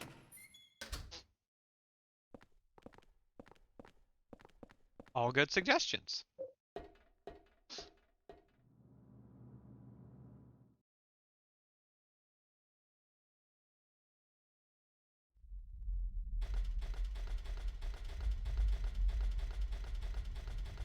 Oatmeal can be dinner and also breakfast, which is very true. We make a big enough pot, we have food for another day. Yeah, put a little cinnamon on that. See if we have any fruit left over. Throw that in there. This sounds good. Order oatmeal. It's Portland. There's got to be like some specialty place that just does oatmeal, right?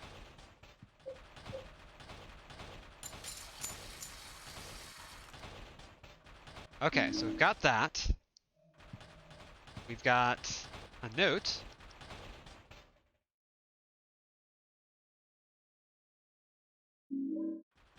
What's in the oatmeal?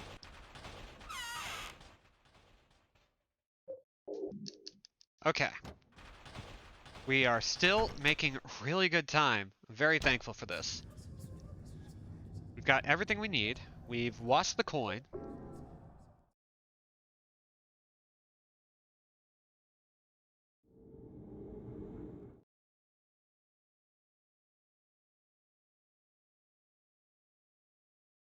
And we're going to take this route.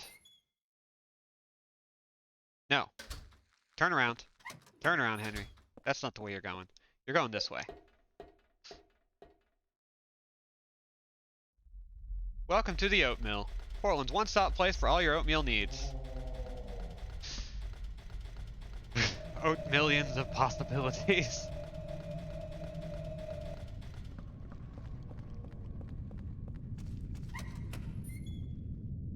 I wish I were awake enough to be able to, like, get a good bit of oatmeal puns going. But I can't. My brain is too tired. I have failed myself.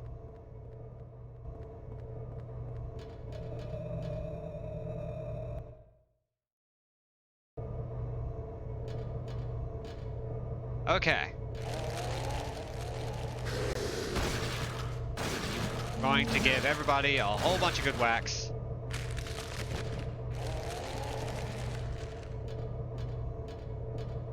Let's see. Okay, so the good thing is...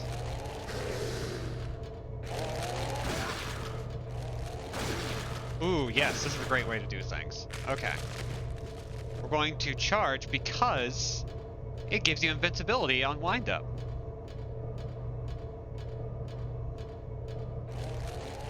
So let's see. Come on, give me another one.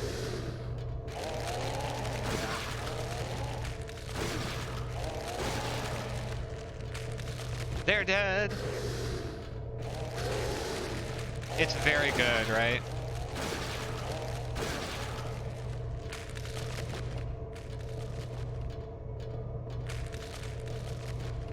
Any more want to come hit me? Come on. I know you love me. You're always reaching for me.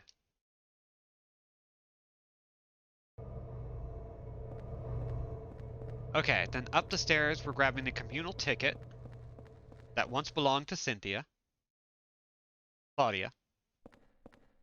Not Cynthia. Cynthia's a different... No! Cynthia! Was I calling her Claudia all this time? Jesus Christ, what's wrong with me? Why is my brain doing this? Okay, with that done, we get to go down this way. I'm just sitting here like, who the fuck is Claudia?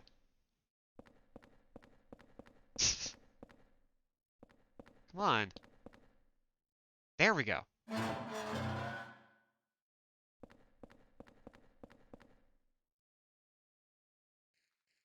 Now we're going to grab Eileen once again.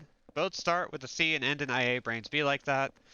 Yeah, I'm just like trying to remember like what game I'm playing wherein there is a Claudia of note. And I don't know. Because it's not Yakuza 4. It's not God of War Ragnarok. It's probably not Front Mission First. Claudia was the lady hiding in the meat curtains. And eating her melted body. distinct chance of that. Okay, so now that we have this coin, we can make our way over. Oh, yeah, Silent Hill 3.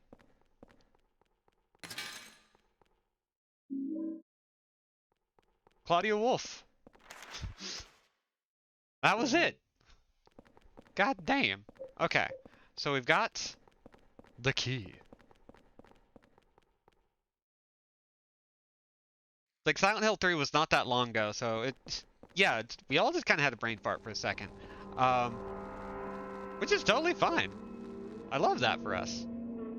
Let's see.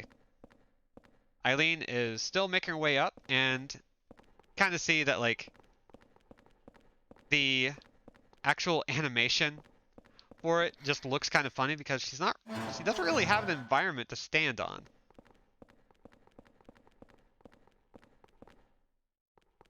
It was like, Heather, this could be us, but you playing. Yeah, exactly. See, you remember.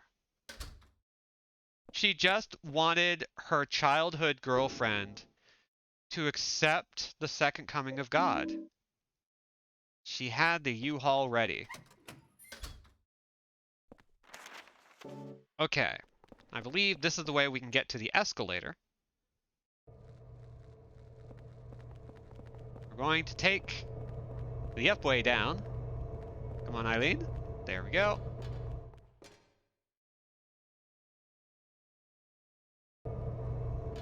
And we're going to haul ass. Then we need to go around the escalator section and enter the train, move all the way to the end, stick the train handle in there, so we're going to keep that equipped. Move back and move into the side, which is going to lead us to a sort of obedience, which we want to hold on to. Maybe not right away, but we want to have it ready for the water prison, along with finding a silver bullet in the forest world. I am just kind of sitting here, just like going through everything that we have to do. And just bashing my brain in a little bit. We'll figure it out.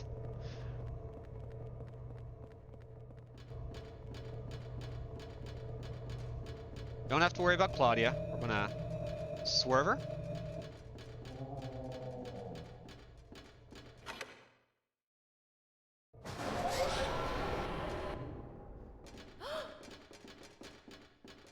Yoink! Heather being like, please stop playing around so I can bash in your fully possessed skull casing, as I am a whole badass. Honestly, probably the most badass character in Silent Hill. Like, Claudia is up there, but Heather? She's been through some shit, and she's somehow just, like, whizzed gracefully with her blonde hair right through everything.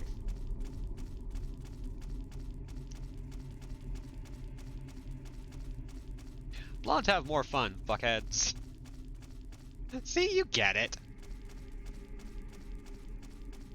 Okay, so with the forest world, this is the one that's going to be a little tricky because it requires a little bit of space, but we'll be making our way to a portal before too long, so that isn't going to be too bad. Don't go too fast. We are once again going to try and leave Eileen at Wish House the whole time, so that we do not have to deal with her, because, again, we are not giving a shit about her. I hate doing that. She's a fun character. Not a lot of depth, but definitely way out of our league, which I like.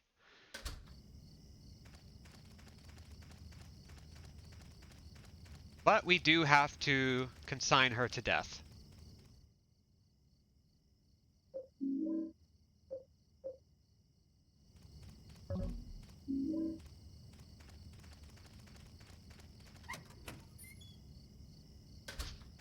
Yeah. Proximity makes Henry look more like a doofus. More like a lanky old doofus, and 100% correct.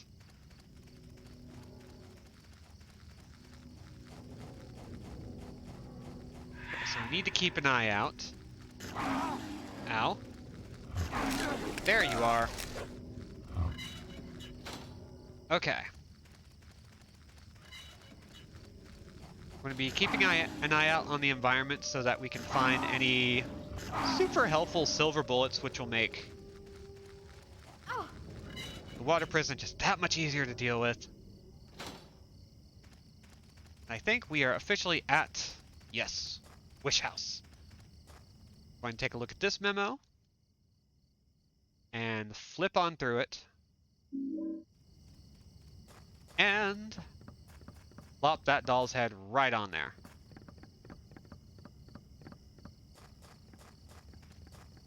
With that done, I'm going to head into the portal. And now we need to get a memo, dump some items, and dunk our torch in oil in the laundry room. That way the torch will last longer and we won't have to deal with the torch running out almost at any point for the rest of this area playthrough. Okay, we've got some possessions going. Hell yes. We already have a possession going on right here. And when we start hearing cats, that's when our fridge is also messed up. Let's see. Is there anything else I need here? We don't need the Sword of Obedience for now. We want to keep our inventory as clean as possible. I'm going to look down at this, dip it, and go.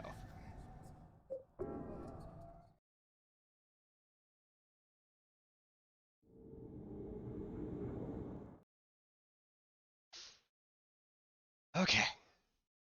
Pull our shoulders for a second. And now it's time to haul ass. We're going to first go southeast. Yes. Eileen is going to stay behind. We've also uncovered some more interesting facts about how the game works. You can actually recover Eileen's status, in a sense. It's in a bit of a non-traditional way. Essentially, you can place a holy candle next to her and restore her status pretty well. It's like extremely handy.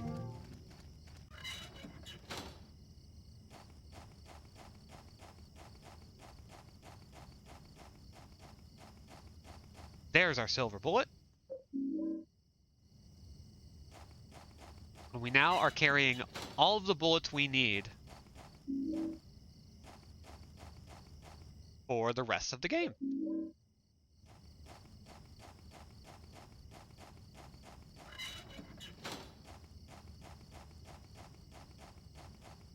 Now for this next little run, we are going to basically pick up every doll part without depositing it. We're just going to dump them all at once.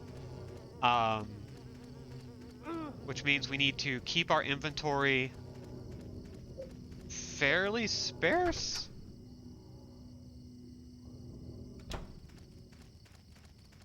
Eileen is going to try to join us, and we are going to politely say no. We're going to leave her alone.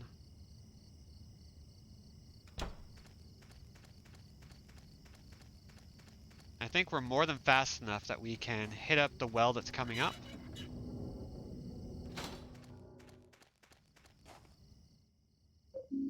Yes. We still have some space for a healing item or two on the way. Got a little bit of a factory area to check out in the... I can't remember exactly where. Maybe past here? Let's find out.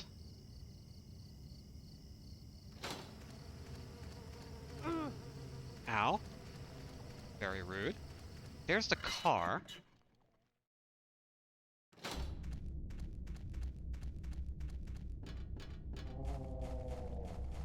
There's a healing item over there that we can grab on the way back if we're hurting.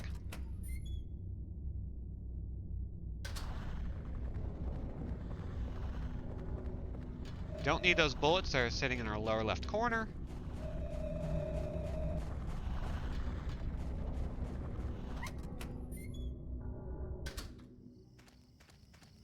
should be a well here? Guess not. Maybe in the next area. I forget exactly how this area works.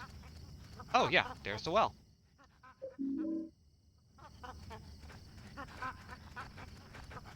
There's a holy candle, which we are going to promptly ignore. It's a healing item there, but we're not going to deal with it. We do have a torch, though, and that's going to be handy. So let's do that and move.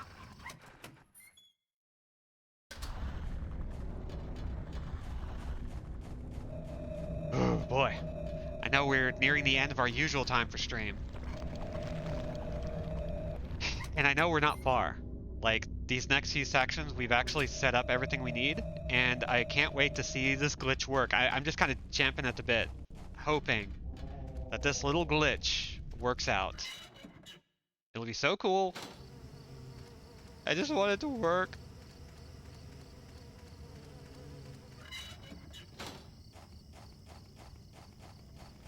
I am bugging out about this glitch.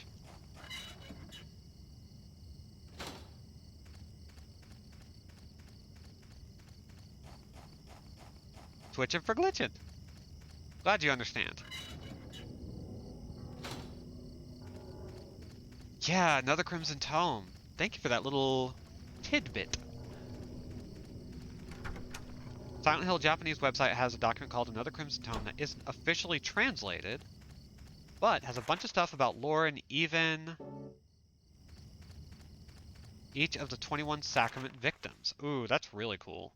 Okay, so I think Northwest is next.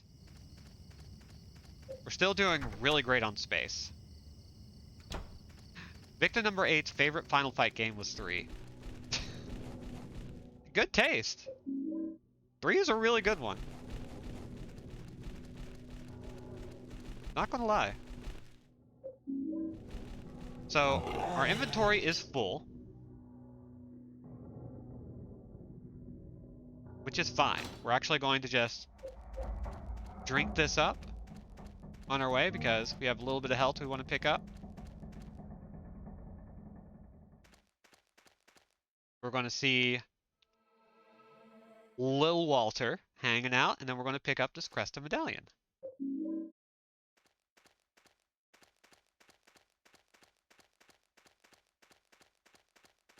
And away we go. I love that bit of esoteria, like esoterica. Just sometimes these casual little references to other franchises from other companies is just like it's just kind of nice. Also, a thing I've always been bugged by, and Capcom really needs to get on this. We've had plenty of beat 'em up collections from them, but very few, if any, have ever featured Final Fight 2 and 3. Which is a shame, because Final Fight 2, one of the characters is actually featured in Street Fighter V. And we've never gotten access to Street Fighter 2 again. Oatmeal is now in the rice cooker. Hell yes.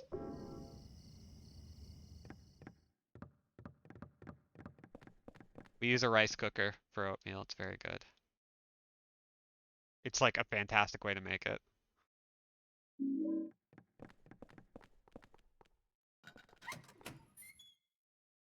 Okay. I think, yeah, we are now about to start on the water prison. Hell yes. Okay. Let's grab this.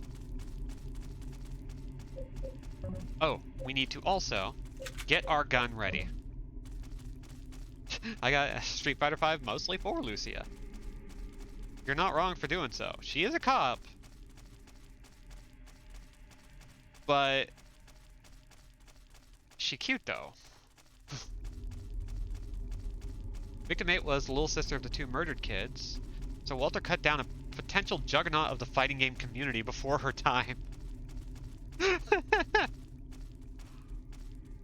Walter, you monster! It's really good. My leg. I know.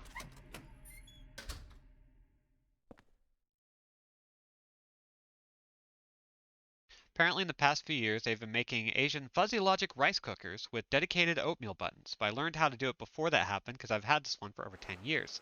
Dang, has it been that long? That thing has worked out for us. Okay, we don't need to do anything with our inventory just yet. Instead, what we're going to do, we're going to move past Walter.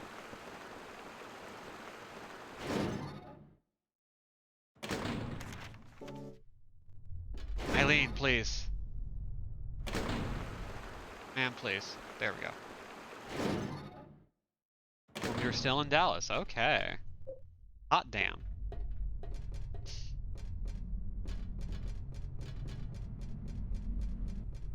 And yeah, listen. Interjections are great. Like, I actually think it's a lot of fun when we start talking about food on the channel. Nothing too bad. It's just like, I kind of like the casual nature of it. So please, feel encouraged in doing so.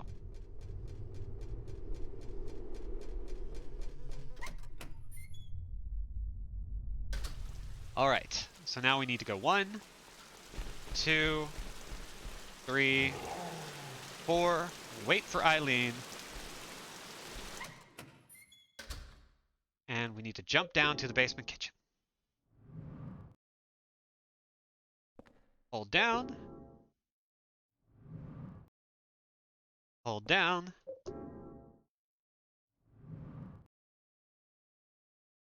And then we're in the basement. I'm gonna turn around. Grab this.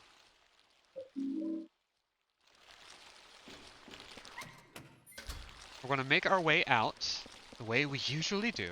First, I think there's a healing item coming up. Yes. Go around maybe? No, not here.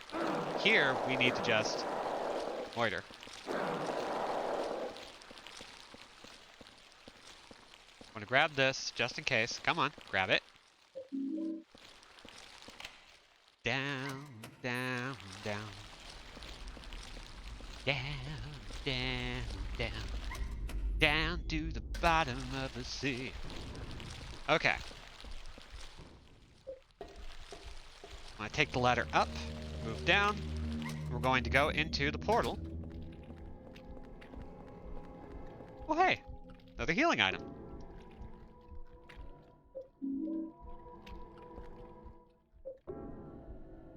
Okay.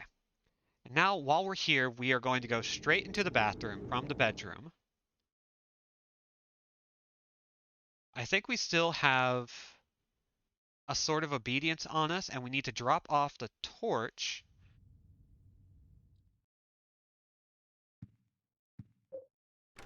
Oh, we do not have a sort of obedience on us. Maybe I put it away. We'll find out here in a second. This will give us next a memo, which is required.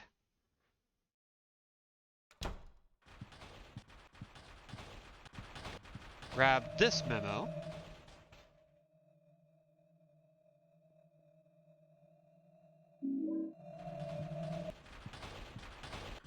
Open up the storage.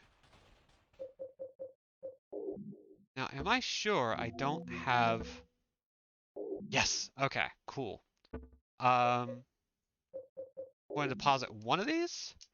Ooh, we are now at the usual time where we stop.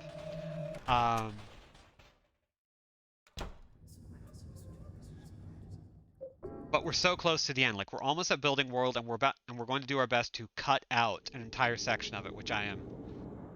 I just hope it works. Okay. Sorry, I have mentioned this like 5 times on the stream.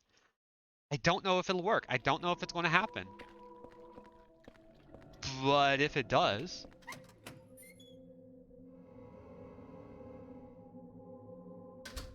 it's going to be very good. We're going to head up to the 3rd floor, pick up Eileen, and then run on down with her. Walter is going to do his thing, like an asshole.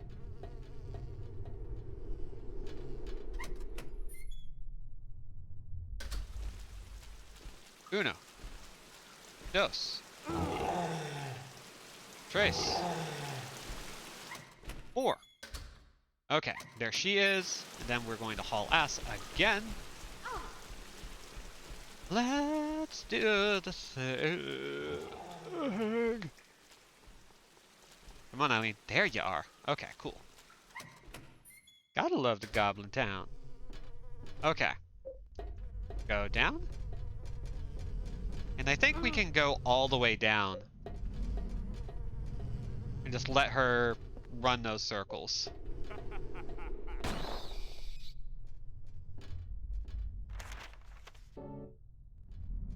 We're just gonna wait. With our axe.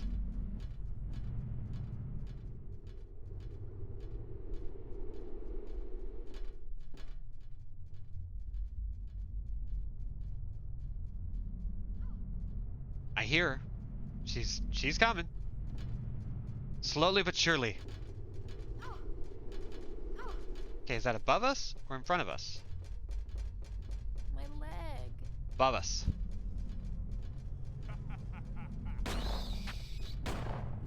Walter isn't that far from us, which is concerning. But also, we're not dealing with any bugs. There we are. Okay, let's quickly run in. Give him a little stompy. There's Eileen. Hell yeah. She is having some trouble with a bug. Okay, we're good. That was nice. That wasn't too bad. Okay, so we need to get our gun out. We're going to see a little cutscene of DeSalvo's ghost.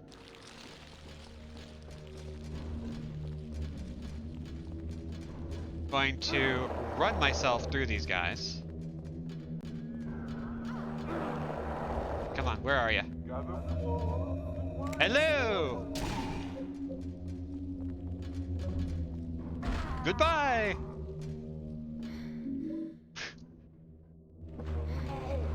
Lindsay, you know I would if I could. Let's see. Yeah, you're fine. Don't worry about it. Be right there.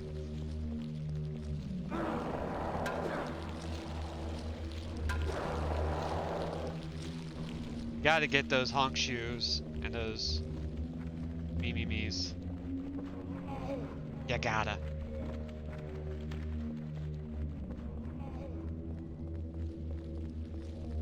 So now we just have to wait for Eileen to make her way down. She's almost there.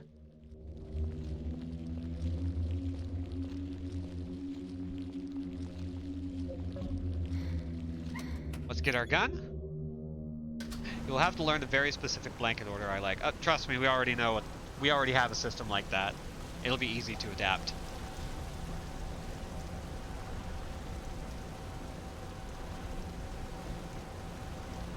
Eileen, you with me? Yes, you are. Okay. And now it's time to shoot like crazy.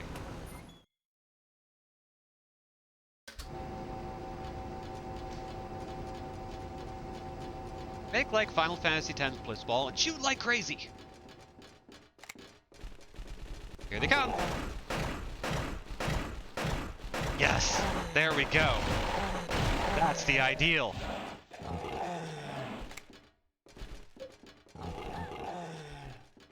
Goes microfleece, weighted blanket, duvet, some other thing thrown on top. Yeah. I put the weighted blanket on top personally, but I get it. I really should try and mix it up a little bit. Then I must be burritoed. We have very similar habits in which case.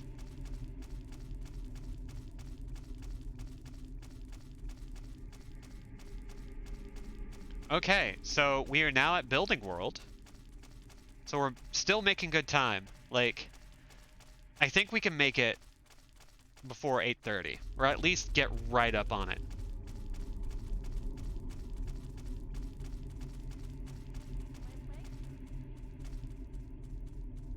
Come on, hurry up.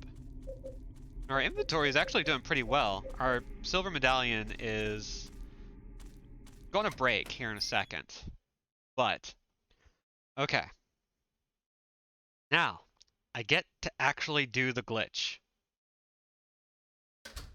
We start by going to the elevator. The good thing is, like, we're not going to miss any memos, I don't think. Got that. Then Richard is going to just kind of come down and appear. Hell yes. Okay.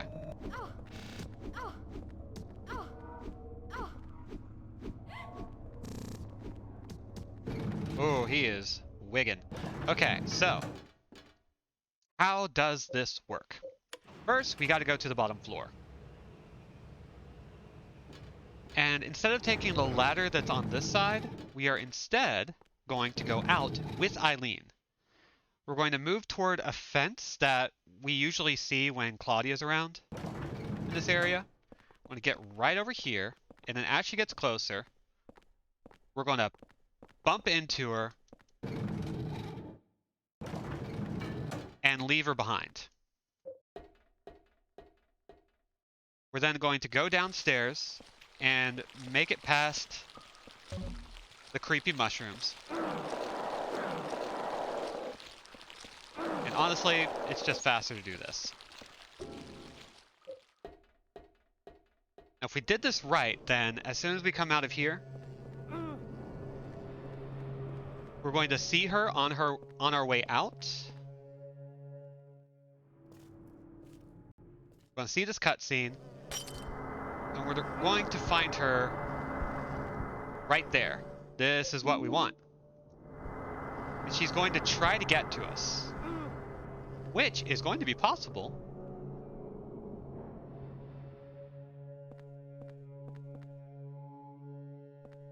Come on. Yes! It worked! Oh my god, yes! Okay. We're good.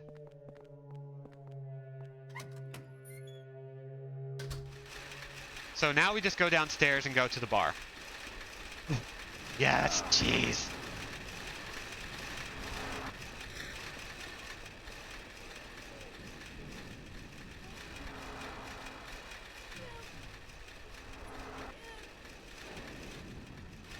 Okay, Eileen is doing terribly. That's great. If I wrap myself around a body pillow and then make the burrito around myself, is my body pillow the cheese? I really feel like that's the case.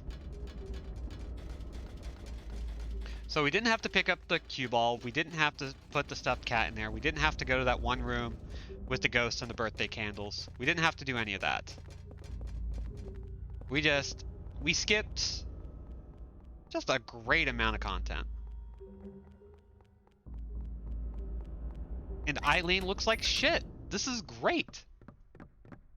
And there isn't a monkey. Even better.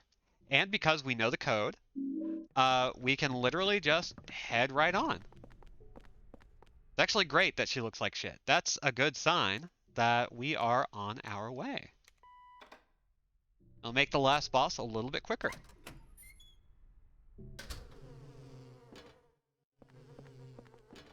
Now we haul ass down to the wall room. Let's fight the wall men. And with that, like, we're literally right up against the room 302 of the past, which is where we started today. Which we know we can beat in about 12 minutes. Ow. Okay, y'all are being real jerks.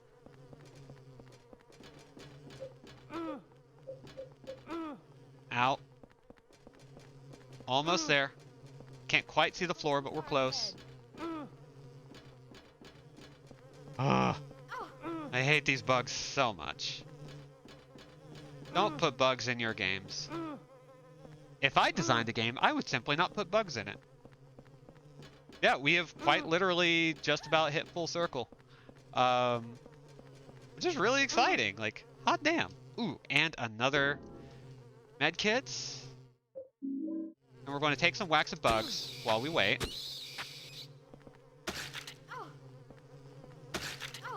You almost here? Maybe we can get some good weird behavior from Eileen. Daddy? There we go. Where's Honey. Come on. Yeah, she is. This is actually great for us. As sad as it is for her, we get to see just a little bit more of this game than we usually do. That's what we want.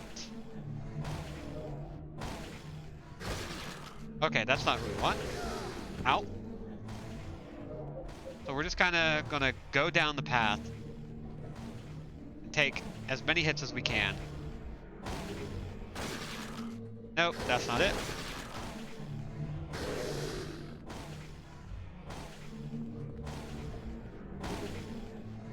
Eileen, you're kind of in the way. Honey, I love you, but you're in the way.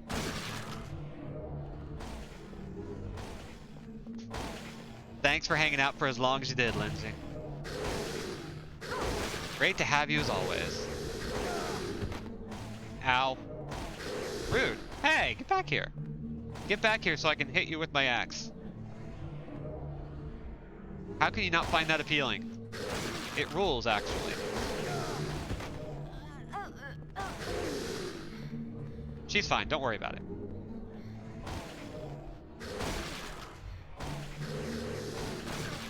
Nope, that's not it. How about you? Damn it. Get back down here. Fight me, Scrub Lord. There we are. Okay, and now we just need to hit as often as we can. Oof. He did not like that. That's fine. We'll just use a healing item because we won't be needing it for too much longer.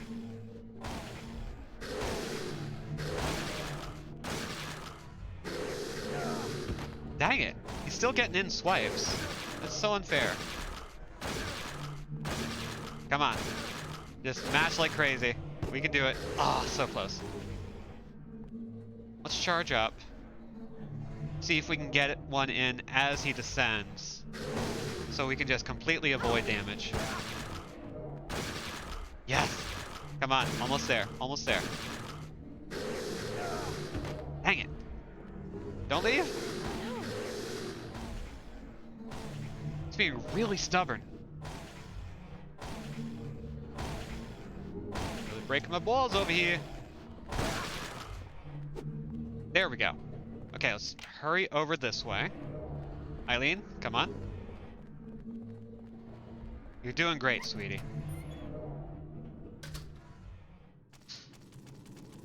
Okay, and now we are going to haul ass. We're almost there. We've almost got the fourth ending.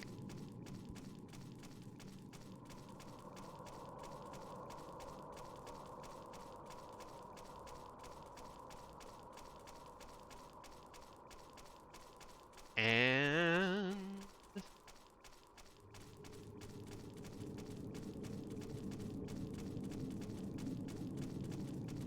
come on, where are you? I know you're here. Too far ahead. Where are you? I want to see the baby.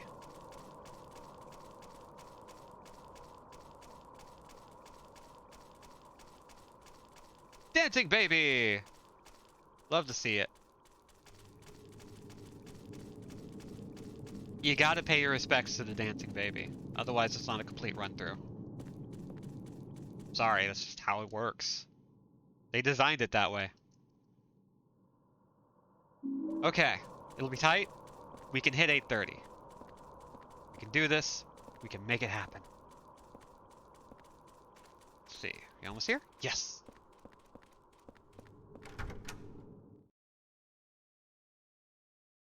Now we need to pick up 2 memos in the living room, and then 4 memos, or however many memos are in the bedroom. Come back out, pick up the axe, the pickaxe rather.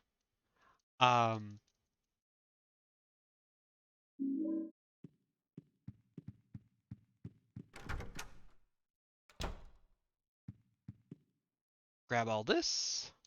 I wonder what our rating is going to be. We haven't killed, like, many enemies at all. But we haven't continued either. I don't know the way the scoring system works. If anybody is interested in figuring that out, I would love to know. One of the things I might do at some point down the line is just run through this game a couple more times for the alternate modes that are available. Because there is one weapon and all weapons mode. That seems like an ideal way to play the game, you know? Alright. I'm gonna grab the pickaxe.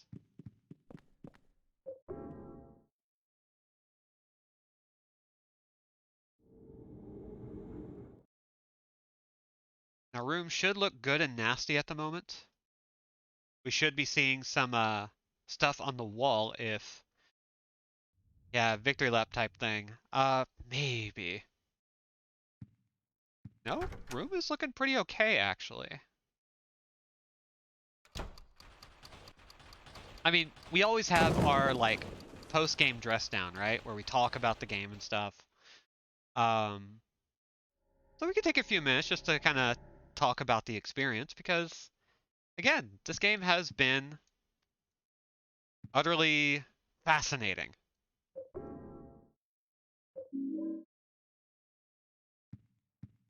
It didn't have to be.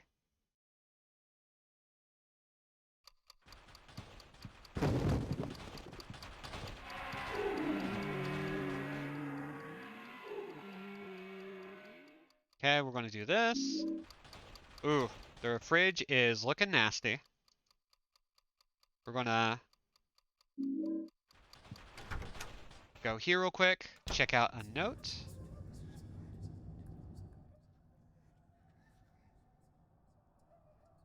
We're going to set our inventory to the Keys of Liberation.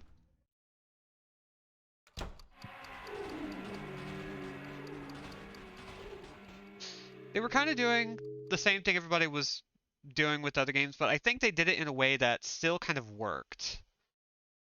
There's not nearly as much inventory management as you would expect. It's really hard to fill your stuff up except with like healing items and so forth. Okay, so we're going to immediately haul ass and we're going to leave her there.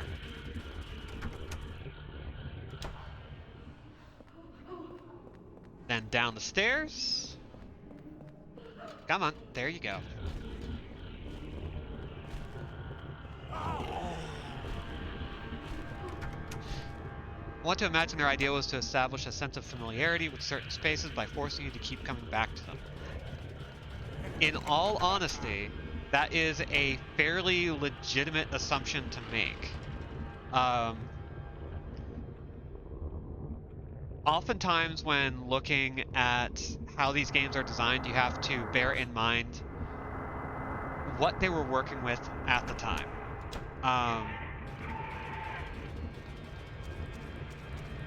And so at the time, they were trying to make a bigger Silent Hill. Silent Hill 2 was very much them going, okay, Silent Hill 1 is great, we can make the world bigger, but we also want to make it more involved. We want to make spaces feel a little bit more detailed. Silent Hill 3, they were able to reuse a lot of assets and make something fairly small and... Oh god. Hi. Hey, you have a gold pipe. Oh, what the? Silent Hill 4 was the first one since 2 where they got to like sort of play in the space, so to speak. They got to enjoy their time and make something that felt a lot bigger. And that in and of itself can really change how a game is designed. At the time, I think they probably wound up with some difficulty in trying to get people to go the right way, so to speak. So there is a very good chance that like the design ethos was to make sure that you were familiar with these places so that the next time you went into them, you knew them. You had a little bit more knowledge working with you. A lot of this game feels like it wanted to play with safe rooms not being safe anymore. Yeah. Eurothug 4000 did a video analyzing the game from that theme. Yeah, I should definitely check that out then. Okay, this is not where the Walter statue is. Oh, jeez. Come on, let me through. Let me through. Let me through. Okay.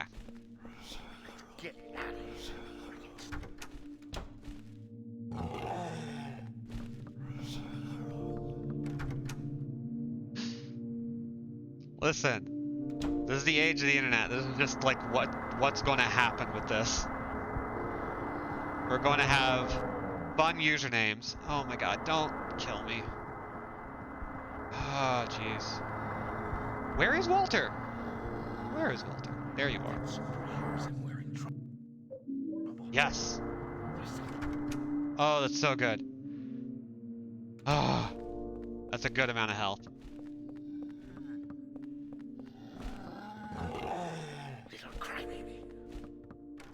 The Psychosexual Delusions of James Sunderland by Sugar Booba 99. Hurry up. Get back. A girl called Eurothug 4000 actually. That's great. I love shit like that. I don't know why I love shit like that, but I love shit like that. Okay, we have not gone to 104. It's the last room we need. And I believe it's in the elevator over here. I told you we shouldn't have a baby, didn't I?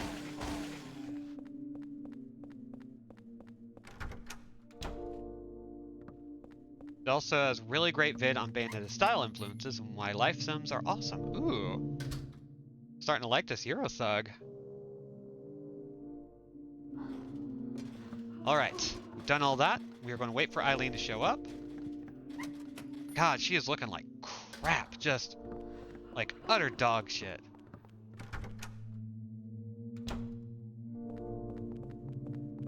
And that's great for us. God, it's terrible. Okay, so with that, we have the umbilical cord, and now we are making our way to the end of the game. So now we need to walk our way back. I think by first going here.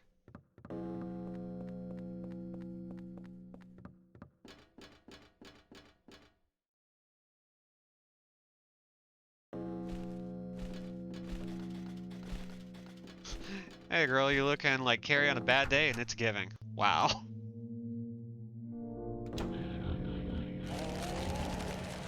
I mean, she's definitely like doing great, all things considered. Could be doing better, but that wouldn't really be Silent Hill, would it?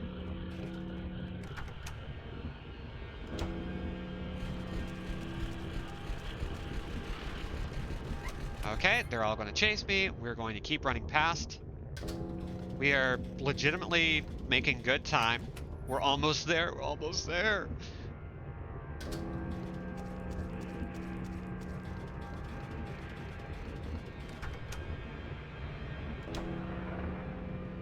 Go through here. Nobody touch me.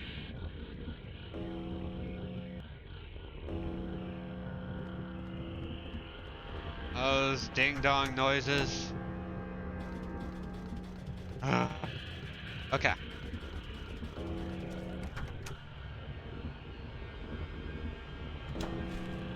Ooh, the hex is so good. Makes me want to do a short story about secondary characters in a video game being like, I wonder which one of us he'll let die next.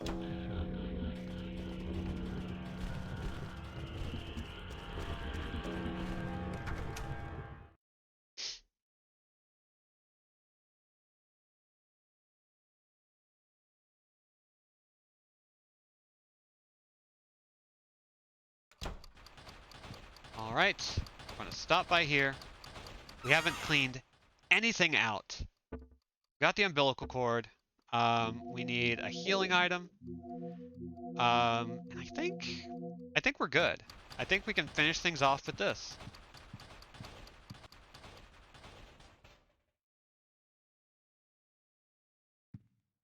Drop down.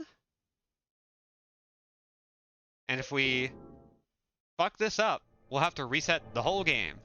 Or let Walter... No, wait. If we fuck this up, That's it. Like, we messed up, and then we'll have to take another stream. But we're not doing that. Because we're going to win. We are going to do what we did before, and let Eileen just walk herself into hell. And we are going to run around and let Walter chase us. And it's going to be very funny, and there's not going to be a damn thing he can do about it. Come on, let me use it. There we go. If we're especially lucky, Eileen will be really hurting. And will not be looking forward to staying still.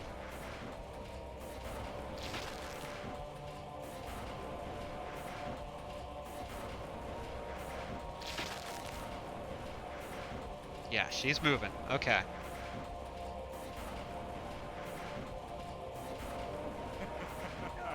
Ow. Whoa. Okay, that sucks, buddy.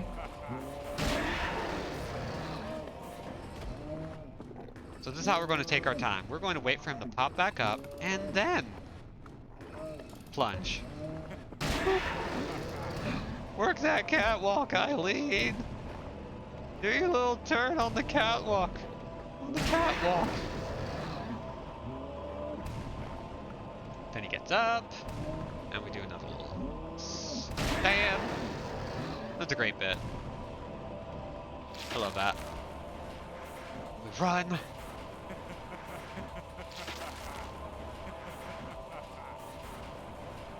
We're not going to worry about him. We're just going to keep running. We can do this. It's going to work out just fine. There's no reason to worry. I tell myself, and really only myself,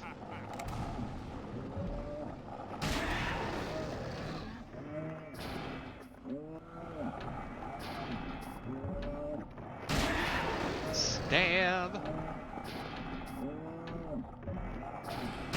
Stab. And, come on, one more. Stab. Alright. Walter should still be over here somewhere.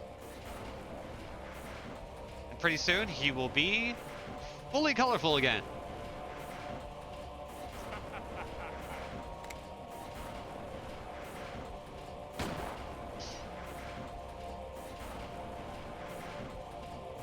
Alright. Can we get him running around us, though? Yes, there we go. That's what we want. We want him to just waste a lot of movement. She's almost there. Gotta wait for the sound.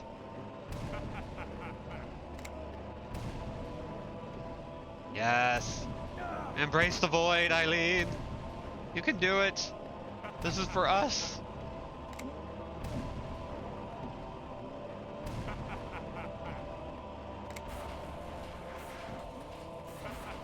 Almost there.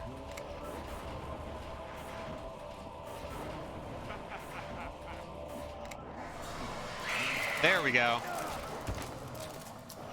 All right. Eileen is out of commission. Damn. Okay. Oh, perfect.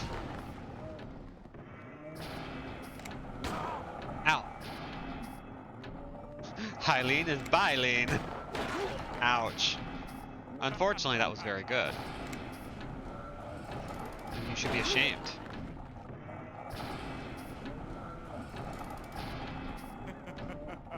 Bonk. Come on. Ow. Come on. There we go. Almost there.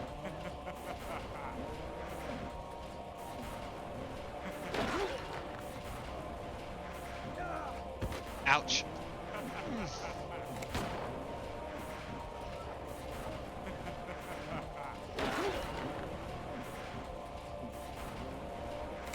And... not quite. Damn it. Be dead. Come on. Be a dead guy. You're so close to being a dead guy. You'd love it.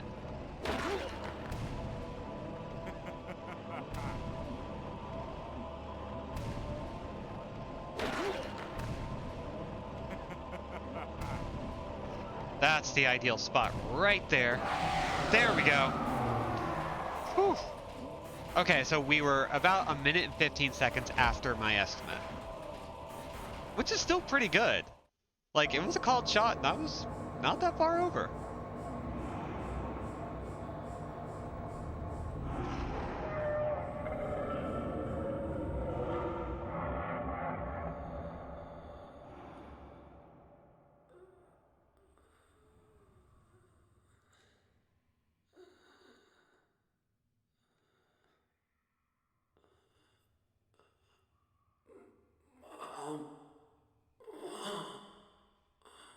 Alright, so it's going to take us a second to see which ending this is going to be. Really hoping we did it right.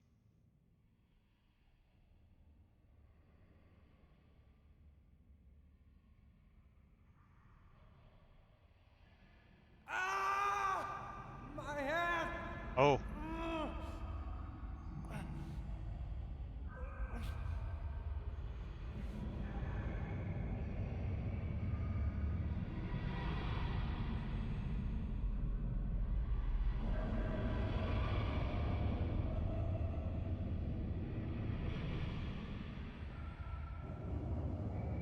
It's time for the worst ending. I think we got it.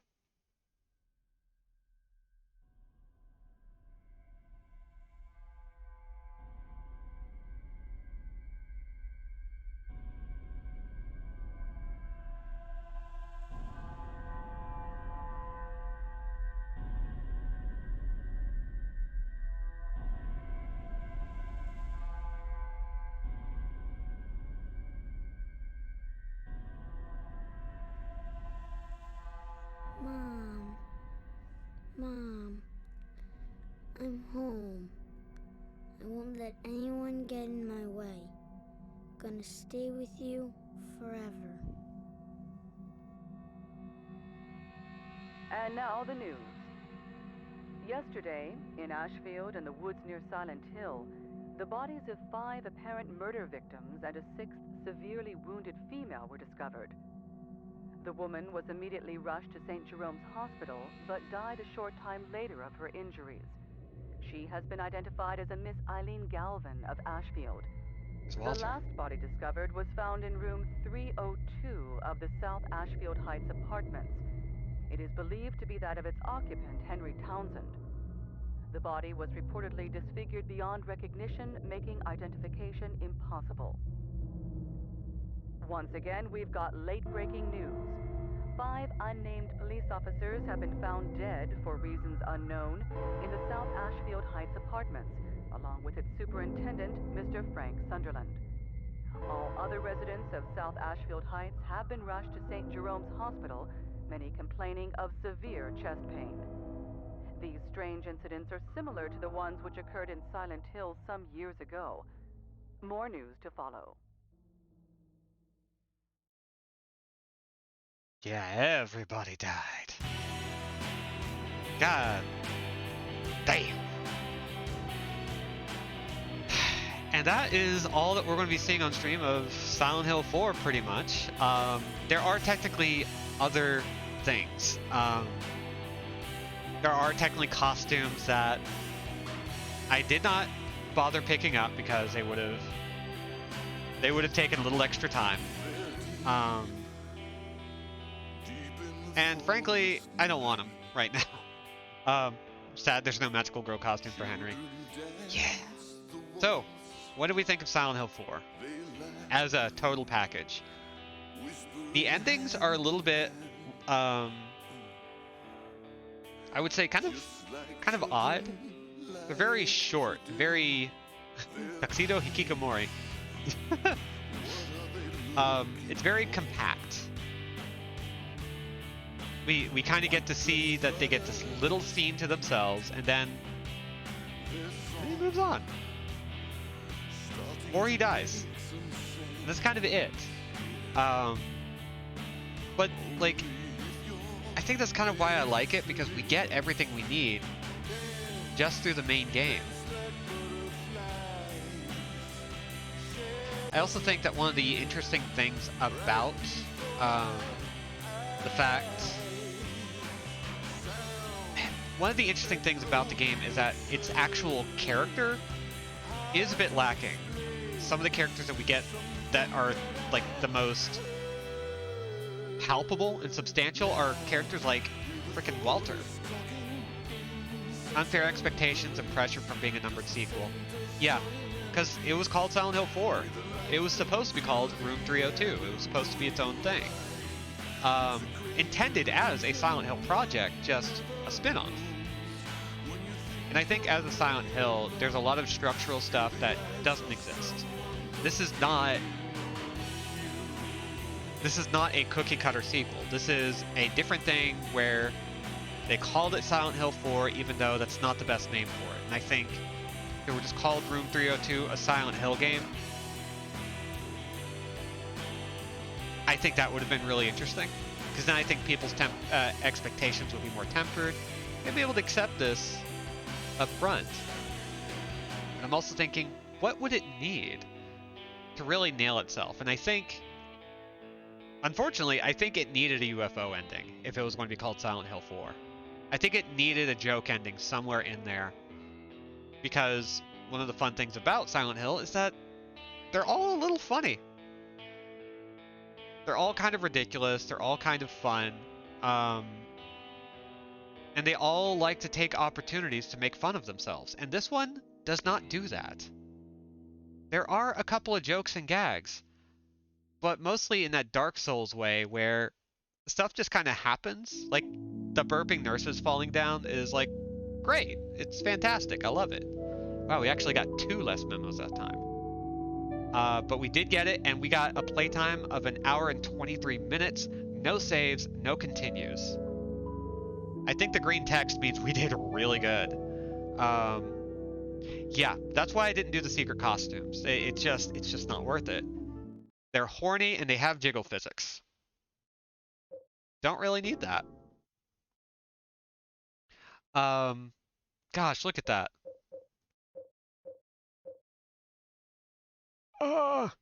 We get to see how much time we took off. Like on that second playthrough, we were able to cut down so much stuff. There's some data mining that shows they were working on UFO ending, but it was never fully implemented. Man, considering how much time they had to work on this game and the fact that this was in the making since the beginning of Silent Hill 3's development, that's really unfortunate. That maybe things didn't quite come together the way they planned. Maybe this game had a little bit of development hell going for it. And I gotta wonder. But having said all that, even though I wouldn't rank this very highly as a Silent Hill game, I think as a Silent Hill companion piece, especially as a companion to Silent Hill 2, I think it's really good.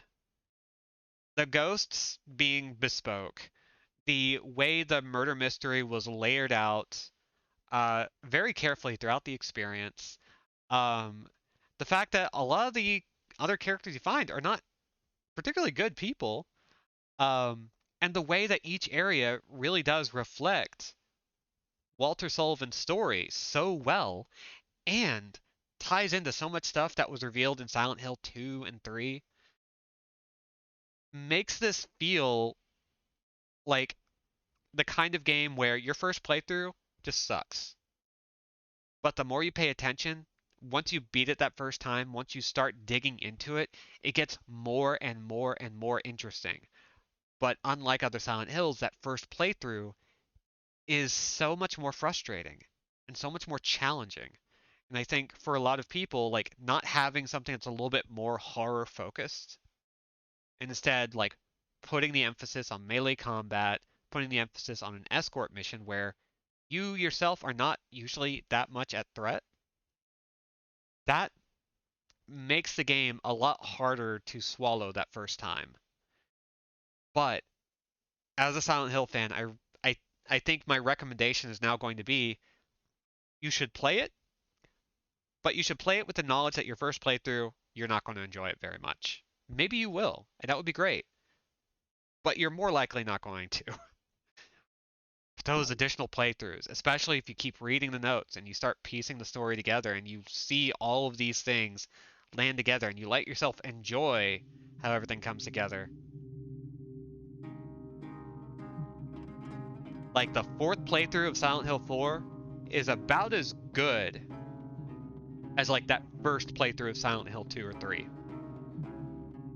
2 more than 3, because 3 has some puzzles that are rough. But yeah, I like it. I hope y'all liked it. I've been trying to get myself to play this game for years, and this was my opportunity to do so, and I'm really glad that we got to do like a full playthrough on a single stream. That's really cool. I really like that. But it is running late. So, if there's anything else you want to talk about with this game, I'll bring it up as I finish up the house cleaning or housekeeping. VOD is available for 60 days after initial airing, completely free. Follower and subscriber exclusive emotes are available. You can even use bits or channel points to unlock a specific or random one. And if you have Amazon Prime, you have Prime Gaming, which means you have a free sub to gift every month. It does not stack, so make sure you use it. Seriously, it's Bezos' money is just sitting there waiting for you. It's free money on the table.